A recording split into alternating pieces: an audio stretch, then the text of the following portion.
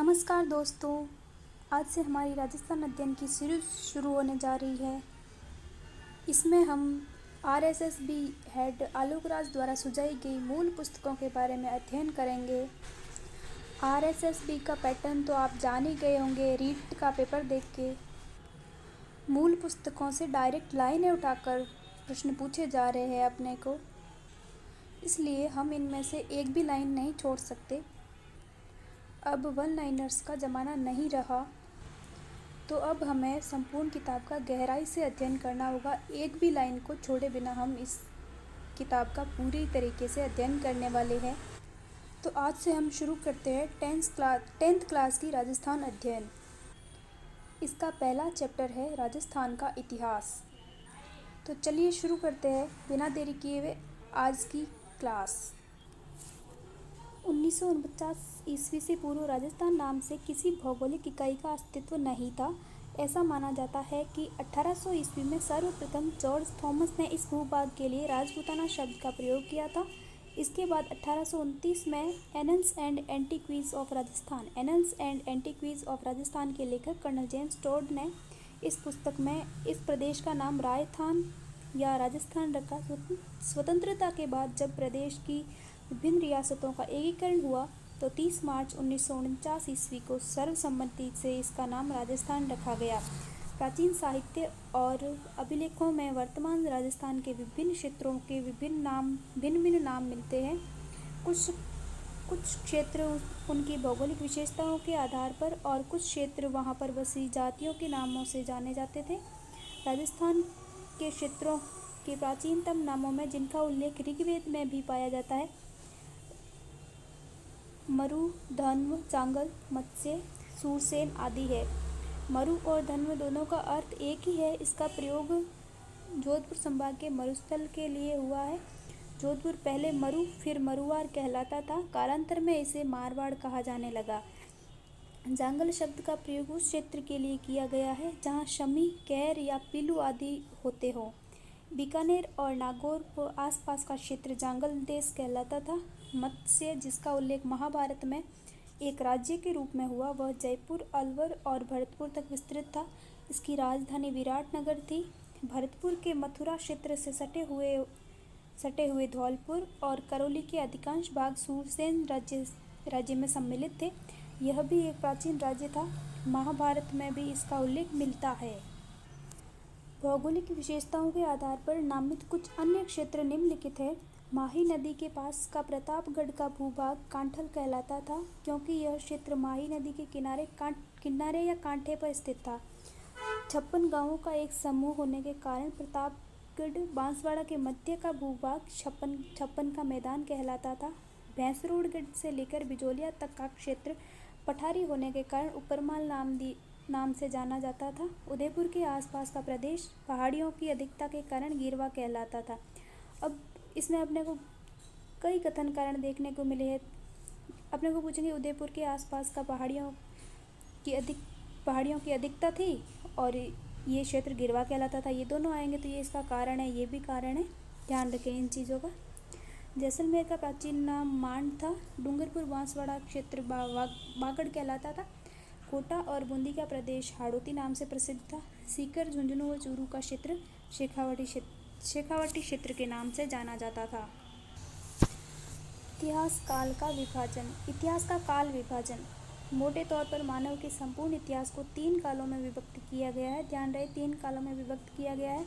पहला है प्राक युग, दूसरा आद्य युग और तीसरा है ऐतिहासिक युग। प्राक युग इतिहास के उस काल को कहा जाता है जिसके ज्ञान के लिए कोई लिखित साक्ष्य उपलब्ध नहीं है, अर्थात मानव लेखन कला से अपरिचित था। आद्य युग की संज्ञा इतिहास के उस काल को दी जाती है जिसके लिखित साक्ष्य तो उपलब्ध है, किंतु या तो वे अस्पष्ट है या उनकी लिपि को अभी पढ़ना संभव न हुआ हो। ऐतिहासिक युग उस काल के इतिहास को कहा जाता है जिसके संबंध में स्पष्ट और सुपठित लिखित साक्ष्य उपलब्ध है। इन अर्थों में भारतीय इतिहास के कालक्रम को इस प्रकार से विभक्त कर सकते हैं। प्राक युग सृष्टि के आरंभ से हड़प्पा सभ्यता के पूर्व तक था। आद्य युग हड़प्पा सभ्यता के काल से 600 ईस्वी पूर्व तक रहा। ऐतिहासिक युग 600 ईस्वी पूर्व से वर्तमान तक जारी है। प्राक युग सृष्टि के आरंभ से हड़प्पा सभ्यता के पूर्व तक था और आद्य युग हड़प्पा से शुरू होकर 600 ईस्वी पूर्व तक रहा। ऐतिहासिक युग जो है वो 600 ईस्वी पूर्व से वर्तमान तक जारी है। ऐतिहासिक युग वर्तमान तक जारी है। प्रागैतिहासिक राजस्थान यानी प्राक युग में राजस्थान। मानव सभ्यता का उदय नदी घाटियों में हुआ था, क्योंकि नदी घाटियों में जल की प्रचुरता के कारण यहाँ अपने आप उत्पन्न होने वाले कंद मूल फल भी प्रचुर मात्रा में उपलब्ध होते हैं। सघन वनों के कारण यहाँ मांस हेतु पशु पक्षी भी आसानी से उपलब्ध हो जाते हैं। सैकड़ों वर्षों पूर्व राजस्थान की भौगोलिक स्थिति ऐसी ही थी। यद्यपि राजस्थान का एक बड़ा भाग आज मरुस्थल है, किंतु विद्वानों की मान्यता है कि सैकड़ों वर्ष पूर्व इस मरुस्थलीय भूमि में समुद्र विद्यमान था और सरस्वती तथा दृष्टवती नदियाँ इस समुद्र में आकर गिरती थी। सरस्वती और दृष्टवती नदियाँ यहाँ पे आकर गिरती थी। यह स्थिति मानव जीवन के लिए सर्वथा उपयुक्त थी। यही कारण है, ध्यान रहे, कारण पूछे जाते हैं। यही कारण है कि ऐसी भौगोलिक स्थिति में राजस्थान को भी मानव सभ्यता के जन्म के प्राचीनतम भूभागों में से एक होने का गौरव प्राप्त हुआ है। मानव सभ्यता के उद्भव के इस काल को पाषाण काल कहते हैं। इसे 3 भागों में बांटा गया है: पूर्व पाषाण काल, मध्य पाषाण काल और उत्तर पाषाण काल। आज की क्लास में हम पूर्व पाषाण काल को विस्तार से पढ़ेंगे। शुरू करते हैं बिना देरी किए हुए आज की क्लास को। पूर्व पाषाण काल राजस्थान में मानव का उदय कब हुआ यह निश्चित रूप से ज्ञात नहीं है, लेकिन यहाँ विभिन्न क्षेत्रों में हुए उत्खननों से प्राप्त विभिन्न प्रकार के पाषाण, विशेष रूप से क्वार्टजाइट पत्थर के अनेक उपकरणों से ज्ञात होता है कि आज से लगभग 2 या 1.5 लाख वर्ष पूर्व राजस्थान में एक मानव संस्कृति विद्यमान थी। 1870 ईस्वी में C.A. हैकेट ने सर्वप्रथम जयपुर और इंद्रगढ़ से पत्थर से बनी मूर्ति पाषाणकालीन हस्तकुठार हैंड एक्स खोज निकाली थी। ध्यान रहे, 1870 ईस्वी में इसकी खोज की गई थी C.A. हैकेट ने जयपुर और इंद्रगढ़ से। कुछ समय पश्चात सेटनकार ने झालावाड़ से इसी युग से अनेक उपकरण खोज निकाले। इसके बाद हुए योजनाबद्ध उत्खनन से भारतीय पुरातत्व और संग्रहालय विभाग नई दिल्ली, डेक्कन कॉलेज पूना के वीरेंद्र नाथ मिश्र, राजस्थान पुरातत्व और संग्रहालय विभाग के R.C. अग्रवाल, डॉक्टर विजय कुमार, हरिश्चंद्र मिश्रा आदि विद्वानों ने राजस्थान की पूर्व पाषाणकालीन सभ्यता और राजस्थान की संस्कृति के विभिन्न पक्षों को सामने लाने में सराहनीय योगदान दिया है। इनके प्रयत्नों से राजस्थान में अजमेर, अलवर, चित्तौड़गढ़, भीलवाड़ा, जयपुर, झालावाड़, जालौर, जोधपुर, पाली, टोंक आदि क्षेत्रों की प्रमुख नदियों, विशेष रूप से चंबल, बनास और उसकी सहायक नदियों के किनारे पूर्व पाषाणकालीन उपकरण प्राप्त हुए हैं। जालौर से इस युग के उपकरणों की खोज का श्रेय B. आल्विन को है। स्पष्ट है कि उपर्युक्त संपूर्ण भूभाग पूर्व पाषाणकालीन संस्कृति का प्रसार था। अब बात करते हैं मध्य पाषाण काल।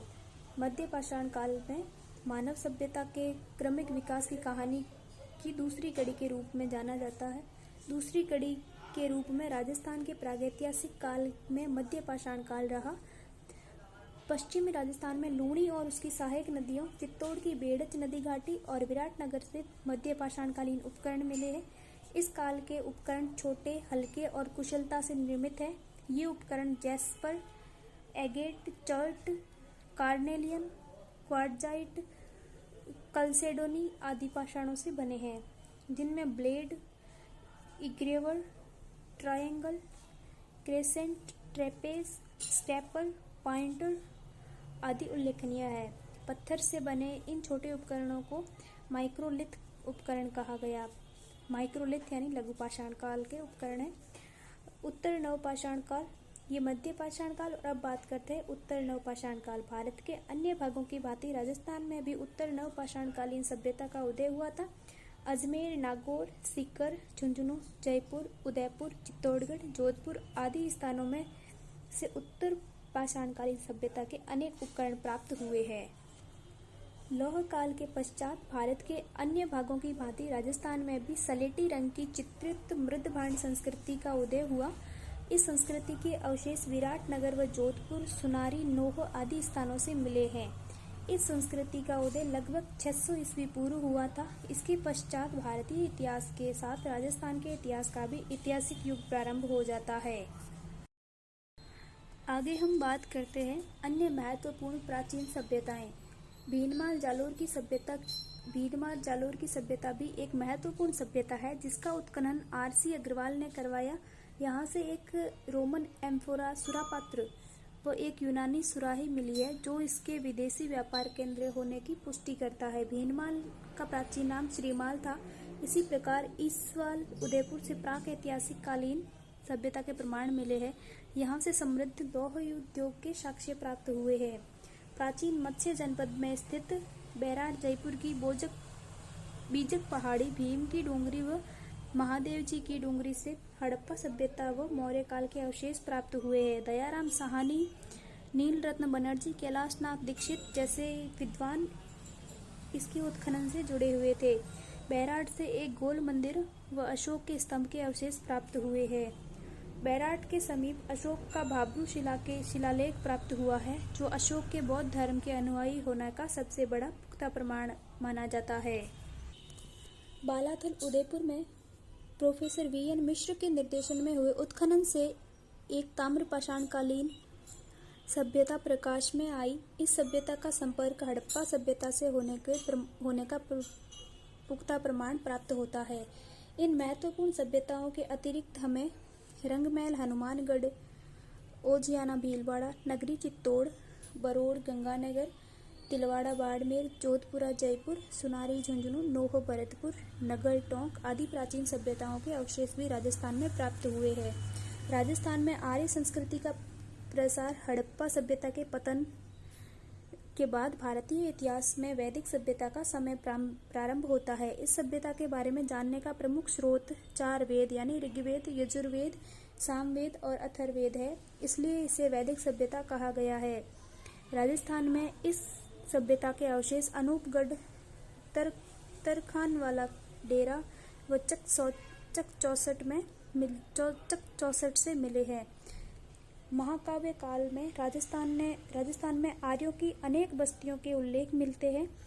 रामायण से ज्ञात होता है कि राम रावण युद्ध के समय दक्षिणी सागर ने अपने ऊपर सेतु बनवाना स्वीकार नहीं किया, तो भगवान राम ने उसे भयभीत करने के लिए खींचा हुआ अपना अमोघ अस्त्र राजस्थान की ओर ही फेंका था, जिससे यहाँ समुद्र के स्थान पर मरुस्थल हो गया। यद्यपि आज वैज्ञानिक युग में इस कथा को स्वीकार नहीं किया जा सकता, किंतु रामायण के रचयिता राजस्थान के भूभाग से परिचित थे, तो यह प्रमाणित हो ही जाता है। महाभारत में भी राजस्थान के आर्यों का पर्याप्त उल्लेख हुआ है। महाभारत के अनुसार राजस्थान का जांगल देश यानी बीकानेर कौरव पांडव राज्य के अधीन था और मत्स्य राज्य उनका मित्र या अधीनस्थ राज्य था। कहा जाता है कि पांडवों ने अपने अज्ञातवास का 1 वर्ष भेष बदलकर मत्स्य देश के शासक विराट के दरबार में ही व्यतीत किया था।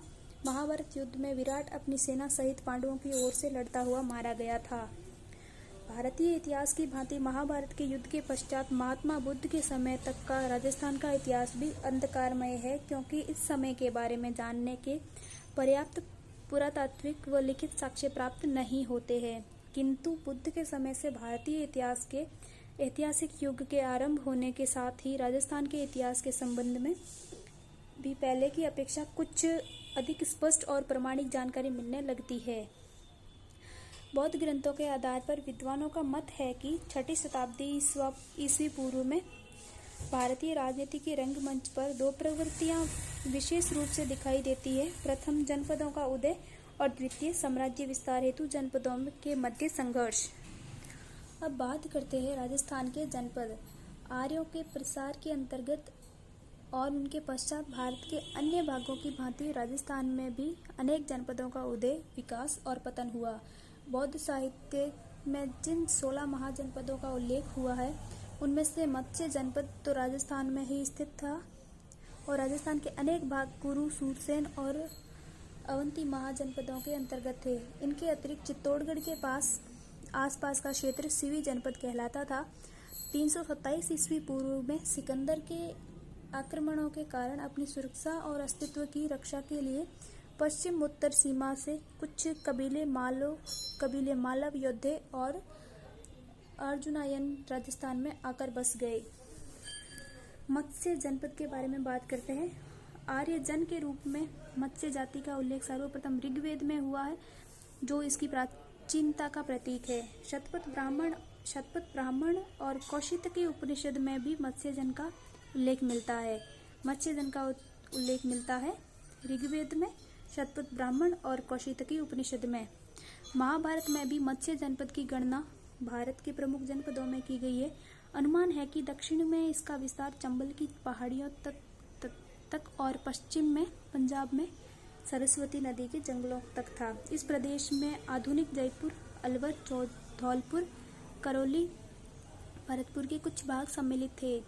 महाभारत काल में मत्स्य जनपद का शासक विराट था, जिसने जयपुर से 85 किलोमीटर दूर विराट नगर बसाकर उसे मत्स्य जनपद की राजधानी बनाया। विराट की पुत्री उत्तरा का विवाह अर्जुन के पुत्र अभिमन्यु के साथ हुआ था।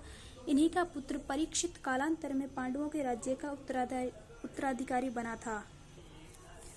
महाभारत काल के पश्चात मत्स्य जनपद के इतिहास के संबंध में अधिक जानकारी नहीं मिलती है, किंतु डॉक्टर गोपीनाथ शर्मा का मत है कि महाभारत के बाद कुरु और यादव जनपद निर्बल हो गए थे। इन शक्तिशाली जनपदों की निर्बलता का लाभ उठाकर मत्स्य राज्य शक्तिशाली हो गया और उसकी राजधानी विराटनगर की समृद्धि में वृद्धि हुई। मत्स्य जनपद के निकट आधुनिक अलवर के कुछ भागों में शाल्व जाति रहती थी। अस्पष्ट सीमा को लेकर इन दोनों में प्राय संघर्ष होता रहता था। शाल्वों की भांति चेदी जनपद भी मत्स्य जनपद का पड़ोसी था। चूंकि दो पड़ोसी राजनीतिक शक्तियों में प्राय शत्रुता रहती है, अतः चेदी और मत्स्य जनपद में भी संघर्ष चलता रहता था। एक अवसर पर चेदी राज्य ने पूर्ण शक्ति के साथ मत्स्य राज्य पर आक्रमण कर मत्स्य जनपद को चेदी जनपद में मिला लिया था। अनुमान है कि मत्स्य जनपद अधिक समय तक चेदी जनपद के अधीन नहीं रहा और कुछ समय बाद ही उसने अपनी स्वतंत्रता पुनः प्राप्त कर ली। कुछ समय बाद ही मत्स्य जनपद मगध की साम्राज्यवादी नीति का शिकार हो गया। मगध के सम्राटों ने भारत के अन्य जनपदों की भांति मत्स्य जनपद को भी जीतकर मगध साम्राज्य में शामिल कर लिया। मौर्यों के शासनकाल में मत्स्य जनपद मौर्य साम्राज्य के अंतर्गत था। मत्स्य जनपद की राजधानी विराटनगर, जो कि बैराट कहलाती थी, से प्राप्त अशोक का शिलालेख और अन्य मौर्ययुगीन अवशेष इस तथ्य की पुष्टि करते हैं। राजपूतों की उत्पत्ति। हर्षवर्धन की मृत्यु के बाद भारत की राजनीतिक एकता, जो गुप्तों के समय समाप्त हुई थी, पुनः समाप्त होने लगी। उत्तर भारत में अनेक छोटे छोटे राज्यों की स्थापना हुई। ये राज्य आपस में संघर्षरत थे। इन संघर्षों के परिणाम स्वरूप जो नए राजवंश उभरे, वे राजपूत राजवंश कहलाते हैं। इन नवीन राजवंशों का महत्व इसी तथ्य से पुष्ट होता है कि भारत का पूर्व मध्यकालीन इतिहास इन राजपूत राजवंशों का इतिहास ही है। इसलिए इस काल को राजपूत काल कहा जाता है। प्रसिद्ध इतिहासकार स्मिथ ने लिखा है कि वे यानी राजपूत, वे हर्ष की मृत्यु के बाद से उत्तरी भारत पर मुसलमानों के आधिपत्य तक इतने प्रभावी हो गए थे कि 7वीं शताब्दी के मध्य से 12वीं शताब्दी की समाप्ति तक के समय को राजपूत युग कहा जा सकता है। राजपूत कौन थे, यह प्रश्न आज भी उलझा हुआ है। विद्वानों ने इस विषय में अनेक मत प्रतिपादित किए हैं, किंतु कोई भी मत ऐसा नहीं है जो इस पर सर्वमान्य हो। डॉक्टर गौरीशंकर हरिश्चंद्र ओझा ने राजपूतों की उत्पत्ति के विषय में लिखा है कि राजपूत शब्द का प्रयोग नया नहीं है।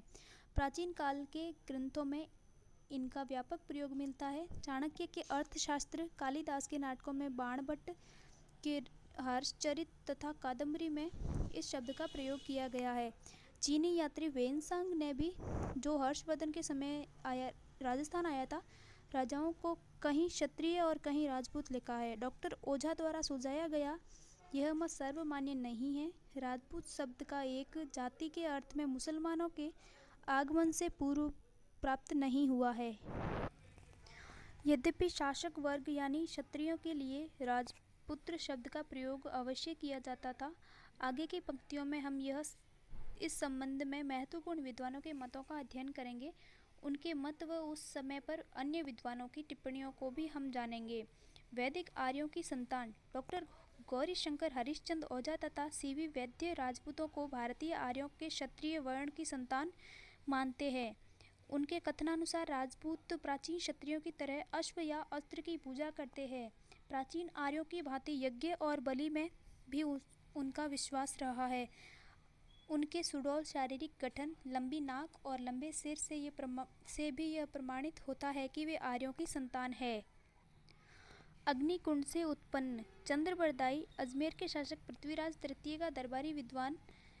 उसने अपने सुप्रसिद्ध ग्रंथ पृथ्वीराज रासो में राजपूतों की उत्पत्ति अग्निकुंड से बताई है। उसने लिखा है कि आबू पर्वत पर निवास करने वाले विश्वामित्र, गौतम, अगस्त्य तथा अन्य ऋषि धार्मिक अनुष्ठान करते थे। इन अनुष्ठानों को राक्षस मांस, हड्डी और मलमूत्र डालकर अपवित्र कर देते थे। वशिष्ठ मुनि ने इनसे निपटने हेतु यज्ञ कुंड से 3 योद्धा उत्पन्न किए, जो परमार, चालुक्य और प्रतिहार कहलाए। किंतु जब ये तीनों भी रक्षा करने में असमर्थ सिद्ध हुए तो वशिष्ठ ने चौथा योद्धा उत्पन्न किया, जो प्रथम 3 से ज़्यादा ताकतवर और हथियार से सुसज्जित था, जिसका नाम रखा गया चौहान। चंद्रबरदाई के अनुसार इस तरह राजपूतों की उत्पत्ति मुनि वशिष्ठ द्वारा अग्निकुंड यज्ञ कुंड से की गई। यद्यपि आज के वैज्ञानिक युग में इस कथा को स्वीकार नहीं किया जा सकता, किंतु इस कथा में अंतर्निहित संकेतों को विद्वानों ने समझने का प्रयास किया है। विद्वानों के अनुसार संभवतः प्राचीन काल के क्षत्रिय जो बौद्ध बन गए थे, या प्राचीन आदिवासी भील, मीणा आदि, या प्रदेशी या विदेशी आक्रमणकारी शक्तियों शक, हूण, यूची आदि की यज्ञ या अग्नि द्वारा शुद्धि करके क्षत्रिय वर्ण में शामिल किया गया हो, और यह कथा इसी घटना की साहित्यिक प्रस्तुति हो। ब्राह्मणों से उत्पत्ति का सिद्धांत। सर्वप्रथम डॉक्टर D.R. भंडारकर ने गुहिल राजपूतों की उत्पत्ति नागर ब्राह्मणों से बतलाई। राजपूतों के ब्राह्मणवंशी होने के साक्ष्य के रूप में डॉक्टर भंडारकर बिजोलिया शिलालेख का उल्लेख करते हैं, जिसमें वासुदेव चौहान के उत्तराधिकारी सामंत को वत्स गोत्रीय ब्राह्मण बताया गया।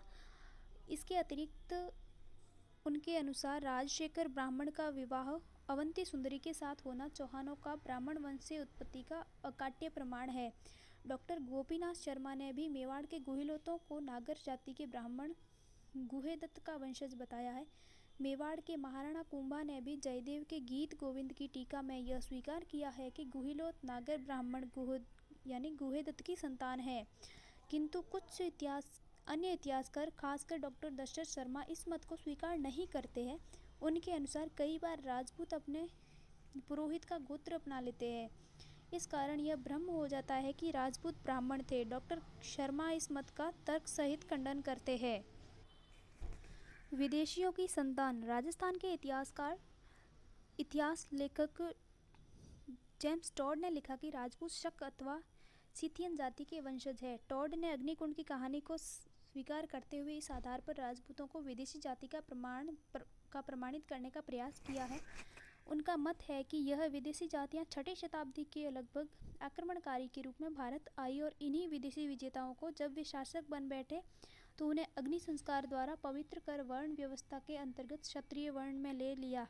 टॉड ने राजपूतों को शक व सिथियन प्रमाणित करने के लिए तर्क दिया है कि राजपूतों के रीति रिवाज शक, सिथियन और हूणों से मिलते हैं, जैसे अश्व पूजा, अश्वमेध, अस्त्र पूजा, अस्त्र शिक्षा आदि। अतः दोनों जातियां एक ही है। प्रसिद्ध इतिहासकार V.A. स्मिथ ने लिखा है कि राजपूत जाति 8वीं या 9वीं शताब्दी में अचानक प्रकट हुई थी, और स्मिथ ने राजपूतों को हूणों की संतान बताया है। इन मतों को स्वीकार नहीं किया जा सकता। प्रथम तो राजपूतों ने स्वयं को कभी विदेशी नहीं बताया है। इसके विपरीत वे अपनी उत्पत्ति सूर्य व चंद्रमा से बताते हैं।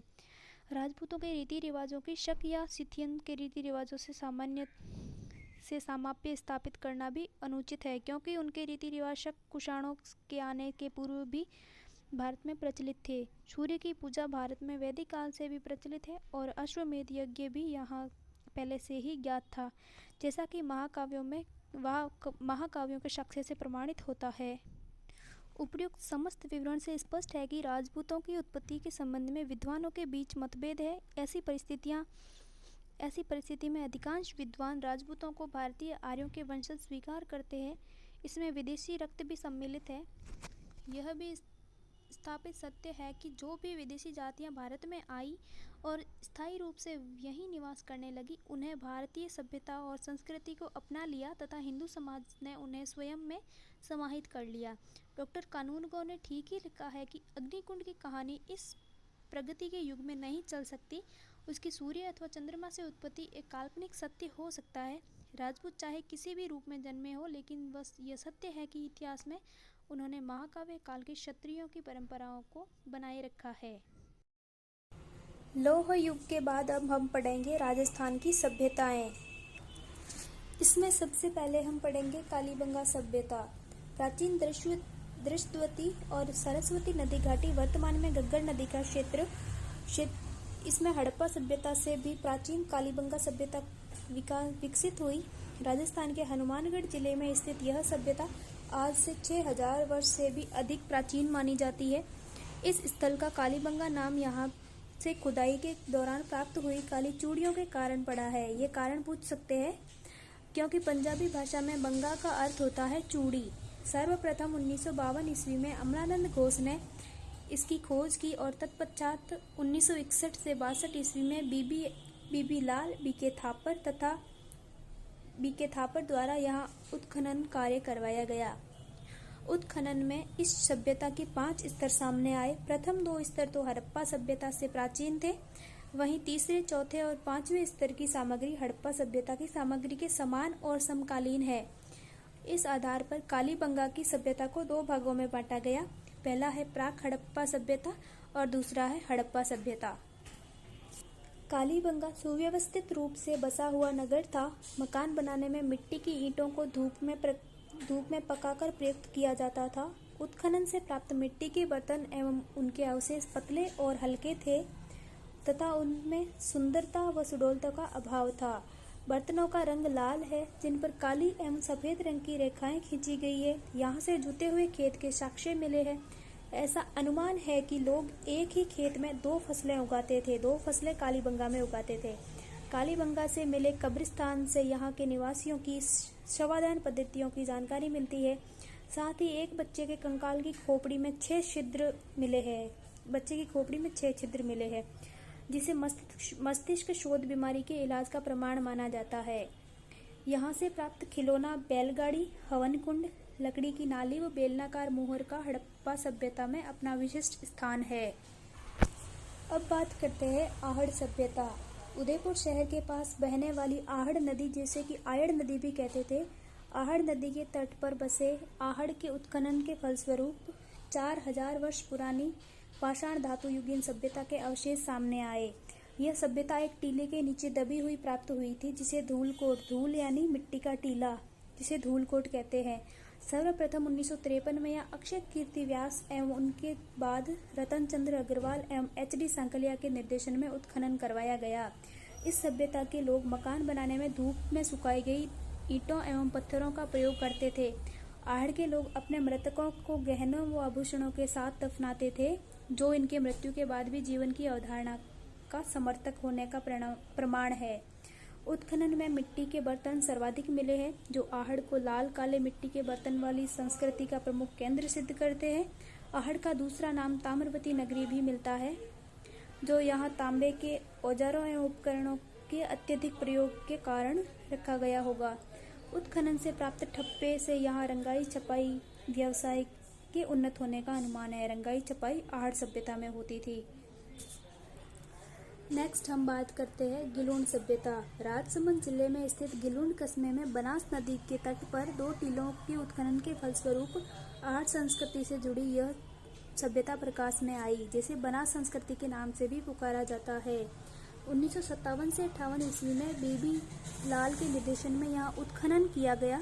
तत्पश्चात 1998 से 2003 के मध्य पूना के डॉक्टर VS शिंदे एवं पेंसिल्वेनिया विश्वविद्यालय, जो कि अमेरिका में स्थित है, वहाँ के प्रोफेसर ग्रेगरी पोशल के निर्देशन में यहाँ उत्खनन किया गया। उत्खनन से ताम्र युगीन सभ्यता के अवशेष मिले हैं, जिसका समय 1900 से 1700 ईस्वी पूर्व निर्धारित किया गया है। गिलूण से 5 प्रकार के मिट्टी के बर्तन मिले हैं: सादे, काले, पॉलिशदार, भूरे, लाल और काले चित्रित मृदभांड। उत्खनन में मिट्टी के खिलौने, पत्थर की गोलियां एवं हाथी दांत की चूड़ियों के अवशेष मिले हैं। आहड़ में पकाई गई ईंटें, आग में पकाई हुई ईंटों का उपयोग नहीं हुआ है, जबकि गिलूण में इनका प्रचुर उपयोग हुआ है। नेक्स्ट है बागोर सभ्यता। भीलवाड़ा जिले में स्थित बागोर में कोठारी नदी तट नदी तट पर डॉक्टर वी.एन. मिश्र के निर्देशन में 1767 से 70 ईस्वी तक उत्खनन कार्य किया गया। उत्खनन के दौरान यहाँ प्रागैतिहासिक काल की सभ्यता के अवशेष प्राप्त हुए हैं जो 4 से 5,000 ईसा पूर्व के माने जाते हैं। यहाँ से बड़ी संख्या में लघु पाषाण उपकरण मिले हैं जो इस सभ्यता के निवासियों के आखेटक होने का प्रमाणित करते हैं। बागोर से तांबे के उपकरण प्राप्त हुए हैं जिनमें छेद वाली सुई सबसे महत्वपूर्ण है। यहाँ से कृषि व पशुपालन के प्राचीनतम साक्ष्य प्राप्त हुए हैं। बागोर मध्य पाषाणकालीन सभ्यता का स्थल और लघु पाषाण उपकरण का प्रमुख केंद्र था। अब हमारी है गणेश्वर सभ्यता। गणेश्वर नीमका थाना सीकर में स्थित है। कांतली नदी के उद्गम पर स्थित ताम्रयुगीन संस्कृति का महत्वपूर्ण स्थल है। R.C. अग्रवाल के निर्देशन में हुए उत्खनन से यहाँ 2800 ईसा पूर्व की सभ्यता के अवशेष मिले हैं। गणेश्वर से अत्यधिक मात्रा में तांबे के आयुध व उपकरण मिले हैं जो इसे ताम्रयुगीन सभ्यताओं में प्राचीन सिद्ध करते हैं। यहाँ से प्राप्त तांबे के उपकरणों व पात्रों में 99% तांबा है जो इस क्षेत्र में तांबे की प्रचुर प्राप्ति का प्रमाण है। यहाँ से जो मिट्टी के बर्तन प्राप्त हुए उन्हें कृपस्वर्णी मृद पात्र कहते हैं। यह बर्तन काले व नीले रंग से सजाए हुए हैं। गणेश्वर भारत की ताम्र सभ्यताओं की जननी माना जाता है। यहाँ से तांबा हड़प्पा व मोहनजोदड़ो को भी भेजा जाता था। राजस्थान के प्रमुख राजपूत वंशों का परिचय। गोहिल वंश एवं इस वंश के प्रतापी शासक उदयपुर, राजसमंद, चित्तौड़गढ़, प्रतापगढ़ तथा इसके आसपास का क्षेत्र मेवाड़ कहलाता था। गोहिल वंश ने मुख्यतः मेवाड़ में शासन किया था। इस वंश का नामकरण इस वंश के प्रतापी शासक गोहिल के नाम से हुआ। गोहिल वंश की उत्पत्ति और मूल स्थान के बारे में अनेक मत प्रचलित है। अबुल फजल इन्हें ईरान के शासक नौशेखा से संबंधित करता है तो कर्नल टॉड इन्हें वल्लभी के शासकों से संबंधित मानता है। वहीं नैण सिंह व गोपीनाथ शर्मा इनके ब्राह्मण होने के मत का प्रतिपादन करते हैं। डॉक्टर गौरीशंकर हरिश्चंद्र ओझा का मानना है कि 566 ईस्वी के लगभग गोहिलों ने अपना शासन स्थापित किया था। गोहिल के बाद मेवाड़ के प्रतापी शासक हुआ था बप्पा। सबसे पहले बात करते हैं बप्पा रावल। इनका शासन काल है 734 से 753 ईस्वी। राज प्रशस्ति के अनुसार बप्पा रावल ने 734 ईस्वी में चित्तौड़गढ़ के शासक मान मोरी को परास्त कर चित्तौड़ पर अधिकार किया। बप्पा की राजधानी नागदा थी। बप्पा ने कैलाशपुरी में एकलिंग जी या लकुलिश मंदिर का निर्माण करवाया। एकलिंग जी गोहिल वंश के कुल देवता थे। गौरीशंकर हरिश्चंद्र ओझा के अनुसार बप्पा का वास्तविक नाम कालभोज था। बप्पा कालभोज की उपाधि थी। वीर विनोद के रचनाकार कविराज श्यामल दास ने लिखा कि बप्पा किसी राजा का नाम नहीं अपितु खिताब था। ऐसी मान्यता है कि बप्पा चित्तौड़ के शासक मान मोरी के यहाँ सेवा में था। जब चित्तौड़ पर विदेशी सेना का हमला हुआ तो उनसे मुकाबले की चुनौती बप्पा ने स्वीकार की और उन्हें सिंध तक खदेड़ दिया था। इसलिए इतिहासकार C.V. वैद्य उनकी तुलना चार्ल्स मार्टेल जो कि फ्रांसीसी सेनापति जिसने यूरोप में सर्वप्रथम मुसलमानों को पराजित किया था, उनसे उनकी तुलना करते हैं। चार्ल्स मार्टेल से कौन करते हैं? C.V. वैद्य इनकी तुलना करते हैं। नेक्स्ट है हमारे जैत्र सिंह। इनका शासनकाल है 1213 से 1253 ईस्वी। गोहिल के ही एक वंशज जैत्र सिंह ने परमारों से चित्तौड़ छीनकर उसे अपनी राजधानी बनाया। वो 1227 में भूताड़ा के युद्ध में दिल्ली के गुलाम वंश के सुल्तान इल्तुतमिश की सेना को परास्त किया, जिसका वर्णन जय सिंह सूरी के ग्रंथ हमीर मद मर्दन में मिलता है। इस ग्रंथ में इल्तुतमिश को हमीर कहा गया है। डॉक्टर गौरीशंकर ओझा ने जैत्र सिंह की प्रशंसा करते हुए लिखा है कि दिल्ली के गुलाम वंश के सुल्तानों के समय मेवाड़ के राजा में सबसे प्रतापी और बलवान राजा जैत्र सिंह ही हुआ, जिसकी वीरता की प्रशंसा उनके विरोधियों ने भी की है। रतन सिंह, इनका शासनकाल रहा है 1302 से 1301 यानी 1 साल तक रहा है। रावल रतन सिंह को 1303 ईस्वी में दिल्ली के सुल्तान अलाउद्दीन खिलजी के आक्रमण का सामना करना पड़ा, जिसका कारण अलाउद्दीन की साम्राज्यवादी महत्वाकांक्षा व चित्तौड़ की सैनिक व व्यापारिक उपयोगिता थी। 1540 ईस्वी में मलिक मोहम्मद जायसी द्वारा लिखित पद्मावत में अलाउद्दीन खिलजी के चित्तौड़ आक्रमण का कारण रावल रतन सिंह की पत्नी पद्मिनी को प्राप्त करना बतलाया गया है। डॉक्टर दशरथ शर्मा इस मत को मान्यता प्रदान करते हैं। अलाउद्दीन की सेना से लड़ते हुए रतन सिंह व उनके सेनापति गौरा व बादल वीरगति को प्राप्त हुए। गौरा व बादल रतन सिंह के सेनापति थे। रानी पद्मिनी ने 1600 महिलाओं के साथ जौहर किया था। इस युद्ध में अलाउद्दीन खिलजी का समकालीन इतिहासकार अमीर खुसरो भी सम्मिलित हुआ था। उसने अपने ग्रंथ खजाइन उल फुतूह में इस आक्रमण का वर्णन किया। अलाउद्दीन ने अपने पुत्र खिज्र खां को चित्तौड़ का प्रशासक नियुक्त किया और चित्तौड़ का नाम खिजराबाद कर दिया।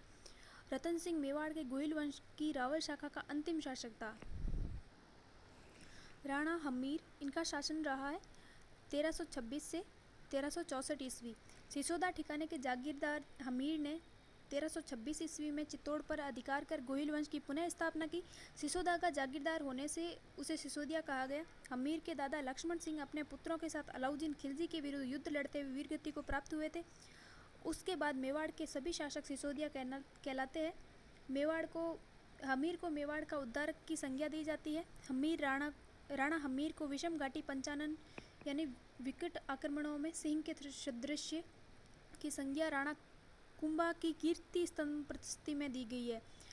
राणा हमीर को विषम घाटी पंचानन की संज्ञा दी गई और राणा कुंभा के द्वारा लिखी गई कीर्ति स्तंभ प्रतिष्ठि में ये संज्ञा मिली है। हमीर ने सिंगोली बांसवाड़ा के युद्ध में मुहम्मद बिन तुगलक की सेना को परास्त किया था। नेक्स्ट है महाराणा लाखा 1382 से 1421 ईस्वी। 1382 में महाराणा लाखा मेवाड़ का शासक बना। मारवाड़ के रणमल की बहन हंसाबाई का विवाह लाखा के पुत्र चुंडा के साथ होना था, मगर परिस्थितिवश यह विवाह लाखा के साथ संपन्न हो गया। इस विवाह के साथ यह शर्त थी कि मेवाड़ का उत्तराधिकारी हंसाबाई का पुत्र ही होगा, जिससे लाखा के योग्य पुत्र चुंडा को राज्याधिकार से वंचित होना पड़ा। चुंडा को राजस्थान का भीष्म पितामह भी कहा जाता है। राणा लाखा के समय जावर माइंस से चांदी व सीसा बहुत अधिक मात्रा में निकलने लगा, जिससे आर्थिक समृद्धि बढ़ी। इसी समय एक बंजारे ने पिछोला झील का निर्माण भी करवाया था। राणा मोक्कल का शासनकाल है 1421 से 1433। मोक्कल महाराणा लाखा व हंसाबाई का पुत्र था। 1421 में जब मोक्कल शासक बना तो अल्पायु का होने के कारण चुंडा ने उसके संरक्षक के रूप में कार्य किया, पर जब चुंडा को लगा कि मोक्कल की माता हंसाबाई उस पर संदेह कर रही है तो वो मेवाड़ छोड़कर मांडू चला गया। 1433 ईस्वी में मोक्कल की जिलवाड़ा में चाचा व मेरा ने महपा पंवार के साथ मिलकर उनकी हत्या कर दी थी। महाराणा कुंभा, इनका शासनकाल है 1433 से 1468 ईस्वी।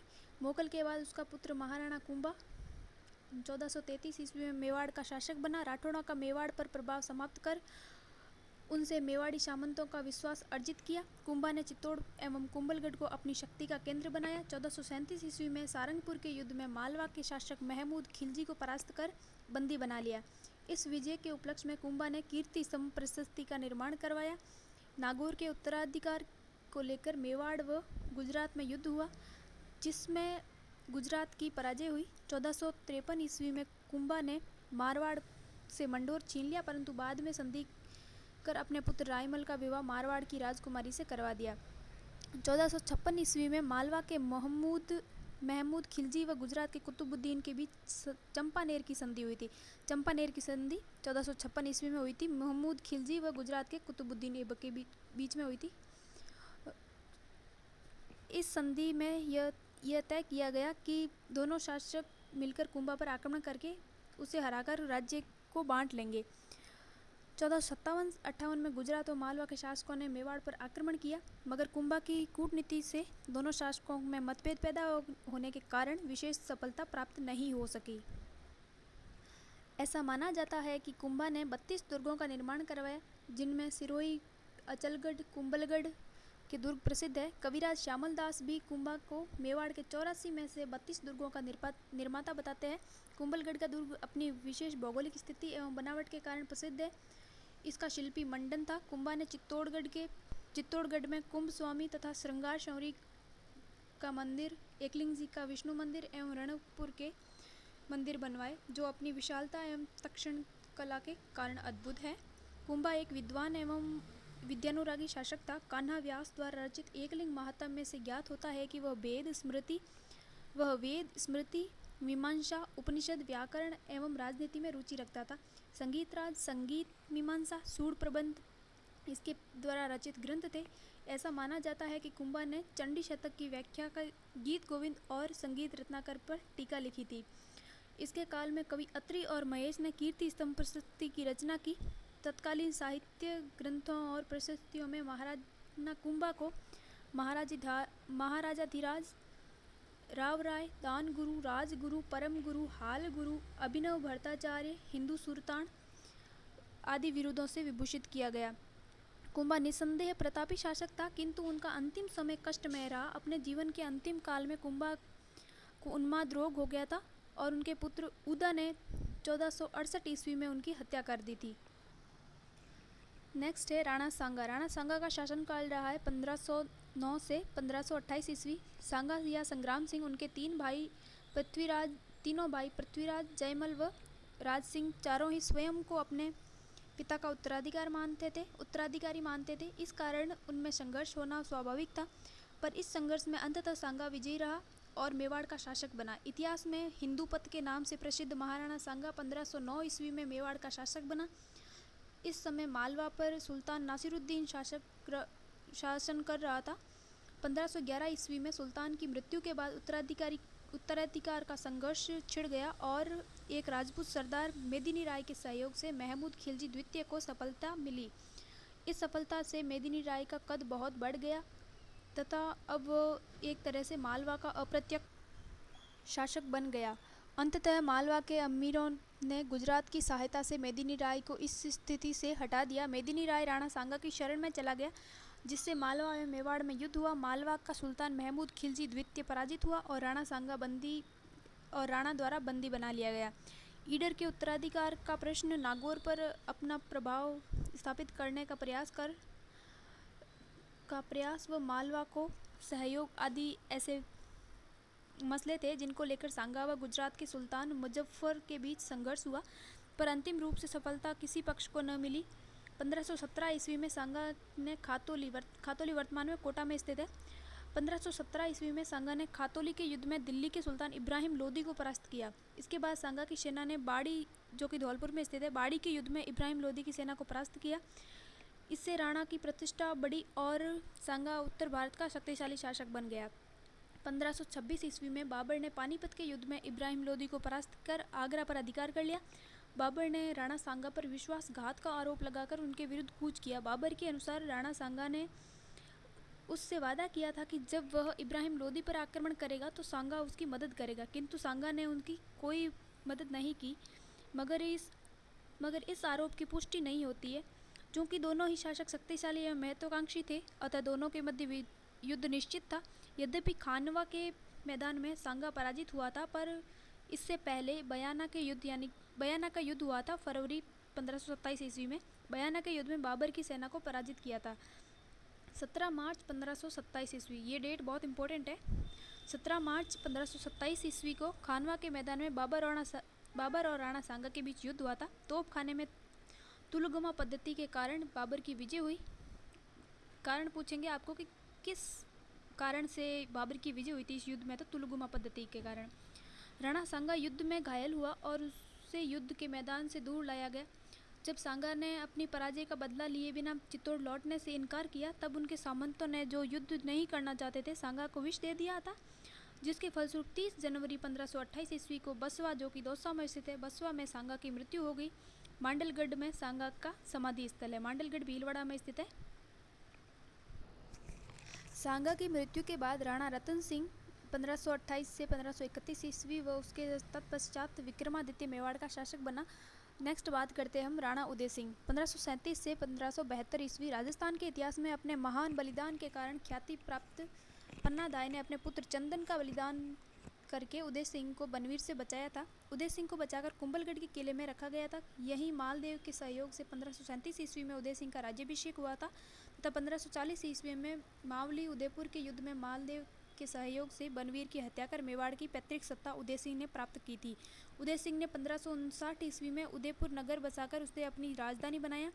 यहाँ उसने उदयसागर झील तथा मोती मगरी के सुंदर महलों का निर्माण करवाया।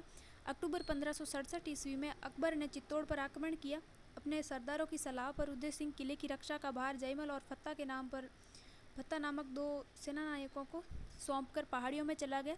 किले की सुरक्षा के दौरान जयमल और फत्ता वीरगति को प्राप्त हुए। अकबर ने जयमल फत्ता की वीरता से मुग्ध होकर आगरा के किले के बाहर उनकी हाथी पर सवार पत्थर की मूर्तियां लगवाई। नेक्स्ट बात करते हैं महाराणा प्रताप। 1572 से 1597 ईस्वी। 9 मई 1540 को कुंभलगढ़ में जन्मे प्रताप 1572 ईस्वी में मेवाड़ के शासक बने। उदय सिंह ने जगमाल को अपना उत्तराधिकार बनाया, मगर सरदारों ने उसे स्वीकार नहीं किया और प्रताप को गद्दी पर बिठा दिया। इस समय दिल्ली पर मुगल बादशाह अकबर का शासन था। प्रताप के सामने 2 मार्ग थे, या तो अकबर की अधीनता स्वीकार कर सुविधापूर्वक जीवन बिताए, या अपना स्वतंत्र अस्तित्व और अपने देश की प्रतिष्ठा बनाए रखे। दूसरा विकल्प चुनने की स्थिति में उनको अनेक कष्ट उठाने पड़े। फिर भी प्रताप ने दूसरे विकल्प यानी संघर्ष को चुना। इस संघर्ष की तैयारी में उसने सबसे पहले मेवाड़ को संगठित करने का बीड़ा उठाया। अपने कर्तव्य और विचारों से उसने सामंतों और भीलों का एक गुट बनाया जो सदैव देश की रक्षा के लिए उद्यत रहे। प्रताप ने प्रथम बार इन्हें अपनी सैन्य व्यवस्था से उच्च पद देकर सम्मान को बढ़ाया। मुगलों से बचकर युद्ध का प्रबंधन करने के लिए उसने गोगुंदा से अपना निवास स्थान कुंभलगढ़ स्थानांतरित कर लिया। अकबर किसी भी तरह से मेवाड़ को अपने अधीन करना चाहता था, अतः उसने समझौते का बहुत प्रयास किए। उसने 1572 से 1576 ईस्वी के मध्य उसने 4 शिष्टमंडल क्रमशः जलाल खां, मान सिंह, भगवान दास और टोडरमल के नेतृत्व में भेजे। आपको इन जो अकबर ने 4 शिष्टमंडल भेजे ना, इनका क्रम पूछ सकते हैं कि पहले में कौन गया, दूसरे में कौन गया। जलाल खां, मान सिंह, भगवान दास और टोडरमल। इनकी ट्रिक है ज मा भट। मगर राणा ने संधि करने में किसी प्रकार की रुचि नहीं दिखाई, अतः मेवाड़ को मुगल आक्रमण का सामना करना पड़ा। 1576 ईस्वी के प्रारंभ में अकबर मेवाड़ अभियान की तैयारी हेतु अजमेर पहुंचा और वहीं उसने मान सिंह को मेवाड़ अभियान का नेतृत्व सौंपा। 18 जून 1576। कुछ विद्वान इसकी तिथि 21 जून भी स्वीकार करते हैं, लेकिन मोस्टली 18 जून 1576 है। कमनौर के पास मुगल सेना का प्रताप से युद्ध हुआ, जो हल्दी घाटी के युद्ध के नाम से प्रसिद्ध है। प्रताप की सेना के हरावल का नेतृत्व हकीम खान सूर कर रहा था, जबकि मुगल सेना का हरावल का नेतृत्व जगन्नाथ कछावा कर रहा था। युद्ध में प्रताप के जीवन को संकट में देखकर झाला बीदा ने प्रताप का मुकुट धारण कर युद्ध किया एवं प्रताप को युद्ध भूमि से दूर भेज दिया गया। इस युद्ध का परिणाम नहीं निकल सका, अकबर का उद्देश्य पूरा नहीं हो सका। हल्दी घाटी के युद्ध के बाद महाराणा प्रताप ने पहाड़ों में रहते हुए वहीं से मुगलों को परेशान करने के लिए धावे मारना शुरू कर दिया। इस युद्ध को अबुल फजल ने कमनौर का युद्ध, बदायूनी ने गोगुंदा का युद्ध और जेम्स टॉड ने हल्दी घाटी का युद्ध कहा। अबुल फजल ने कमनौर युद्ध, बदायूनी गोगुंदा का युद्ध और जेम्स टॉड ने हल्दी घाटी का युद्ध कहा। क्या आप जानते हैं हल्दी घाटी नाम हल्दी रंगी मिट्टी के कारण नहीं पड़ा? ऐसी मिट्टी यहाँ है भी कहाँ। लाल, पीली मिट्टी और काली 3 रंग वाली मिट्टी है। फिर हल्दी घाटी नाम क्यों दिया गया? इसका एकमात्र कारण यह है कि यहाँ हल्दी चढ़ी कई नवविवाहिताएं पुरुष वेश में लड़कर मर गई थी। 1576 ईस्वी से 1585 ईस्वी तक अकबर ने मेवाड़ पर अधिकार के लिए अनेक सैनिक अभियान भेजे। शाहबाज खां, अब्दुल रहीम खाने खाना के नेतृत्व में सेना भेजी गई, मगर इन्हें ज़्यादा सफलता नहीं मिली। इस कालखंड में 2 महत्वपूर्ण घटनाएं घटित हुई। 3 अप्रैल 1578 ईस्वी को भीषण संघर्ष के बाद शाहबाज खां कुंभलगढ़ दुर्ग पर अधिकार करने में सफल रहा। 1582 ईस्वी में महाराणा प्रताप ने मुगलों के विरुद्ध दिवेर नामक सैनिक चौकी पर आक्रमण किया। महाराणा के पुत्र अमर सिंह ने इस चौकी पर तैनात मुगल सूबेदार सेरिमा सुल्तान खां को वह एक ही वार में परलोक पहुंचा दिया। एक छोटी सी मेवाड़ी सेना की यह बहुत बड़ी सफलता थी। इसी कारण दिवेर को मेवाड़ का मैराथन कहा जाने लगा। 1585 ईस्वी के बाद अकबर मेवाड़ की तरफ कोई अभियान नहीं भेज सका। 1585 ईस्वी से 1597 ईस्वी के बीच प्रताप ने चित्तौड़ एवं मांडलगढ़ को छोड़कर शेष राज्य पर पुनः अधिकार कर लिया। चावंड को अपनी राजधानी बनाया 1585 ईस्वी में और राज्य में सुव्यवस्था स्थापित की। 19 जनवरी 1597 को प्रताप की मृत्यु हो गई थी। चावंड के पास बाडोली नामक गांव में प्रताप का अंतिम संस्कार किया गया। प्रताप के संबंध में कर्नल टॉड लिखते हैं कि आल्प्स पर्वत के समान अरावली में कोई भी ऐसी घाटी नहीं जो प्रताप के किसी न किसी वीर कार्य, उज्ज्वल विषय या उससे अधिक कीर्तियुक्त पराजय से पवित्र न हुई हो। हल्दी घाटी मेवाड़ की थर्मोपल्ली और दिवेर को मेवाड़ का मैराथन है। नेक्स्ट हम बात करते हैं राणा अमर सिंह। अमर सिंह 1597 से 1620 ईस्वी। अमर सिंह 1597 ईस्वी में मेवाड़ का शासक बना। शासक बनने के उपरांत उसने मुगल आक्रमणों का सामना करना पड़ा। 1613 ईस्वी में जहांगीर स्वयं अजमेर पहुंचा और शहजादा खुर्रम को मेवाड़ अभियान का नेतृत्व सौंपा। उसने मेवाड़ में लूटमार और आगजनी द्वारा संकट की स्थिति उत्पन्न कर दी। मेवाड़ के सामंत युद्धों से ऊब गए थे एवं उनकी जागीरें भी वीरान हो गई थी। अतः उन्होंने कुंवर कर्ण सिंह को अपने पक्ष में कर राणा पर मुगलों से संधि करने का दबाव डाला। सरदारों के दबाव के कारण अमर सिंह को झुकना पड़ा और मुगलों से संधि की स्वीकृति देनी पड़ी। जनवरी 1615 ईस्वी में मेवाड़ मुगल संधि हुई थी। चित्तौड़ पुनः मेवाड़ को लौटा दिया गया, मगर उसकी मरम्मत नहीं की जा सकती थी। इस प्रकार विगत 90 वर्षों से चले आ रहे मेवाड़ मुगल संघर्ष का अंत हुआ। राणा अमर सिंह अपने इस कार्य से स्वयं खुश न था और उसने स्वयं को राजकार्य से विरक्त कर लिया। जहांगीर के जीवन की यह सबसे बड़ी सफलता मानी जाती है। महाराणा राज सिंह 1652 से 80 ईस्वी। राज सिंह ने शासक बनते ही चित्तौड़ की मरम्मत का कार्य पूरा करने का निश्चय किया, लेकिन मुगल सम्राट ने इसे 1615 ईस्वी में मेवाड़ मुगल संधि की शर्तों के प्रतिकूल मानते हुए चित्तौड़ को ढहाने के लिए 30,000 सेना के साथ सादुल खां को भेजा। राज सिंह ने मुगलों से संघर्ष करना उचित न समझकर अपनी सेना को वहां से हटा लिया। मुगल सेना कंगूरे एवं बुर्ज गिराकर लौट गई। 1658 ईस्वी में मुगल शहजादों में उत्तराधिकार का युद्ध छिड़ा, मगर महाराणा किसी भी पक्ष का समर्थन नहीं करना चाहता था। अतः महाराणा टालमटोल करता रहा। जब औरंगजेब दिल्ली का शासक बना तो प्रारंभ में तो उसके संबंध राज सिंह से अच्छे रहे। औरंगजेब ने उसे 6000 जात एवं सवार का मनसब भी प्रदान किया, किंतु किशनगढ़ की राजकुमारी चारुमती, जिसका विवाह औरंगजेब से होने वाला था, उससे विवाह करके राज सिंह ने 1669 ईस्वी में औरंगजेब को अप्रसन्न कर दिया। इसके बाद 1679 ईस्वी में औरंगजेब द्वारा जजिया कर लगाने का राज सिंह ने विरोध किया। मुगल मारवाड़ संघर्ष छिड़ने पर महाराणा राज सिंह ने राठौड़ों का साथ दिया। 1680 ईस्वी में राज सिंह की मृत्यु हो गई थी। अकाल प्रबंधन के उद्देश्य से राज सिंह ने गोमती नदी के पानी को रोककर राजसमंद झील का निर्माण करवाया था।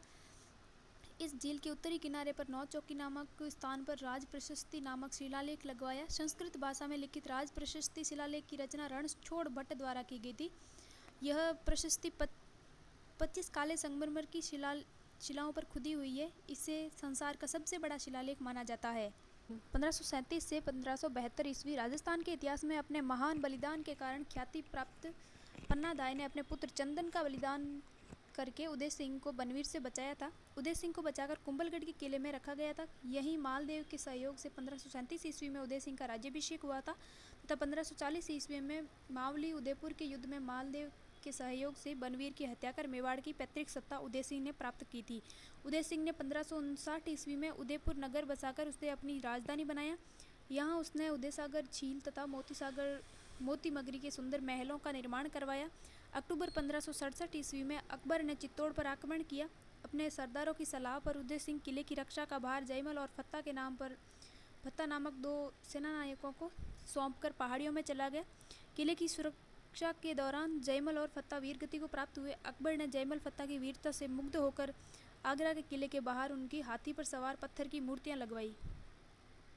नेक्स्ट बात करते हैं महाराणा प्रताप।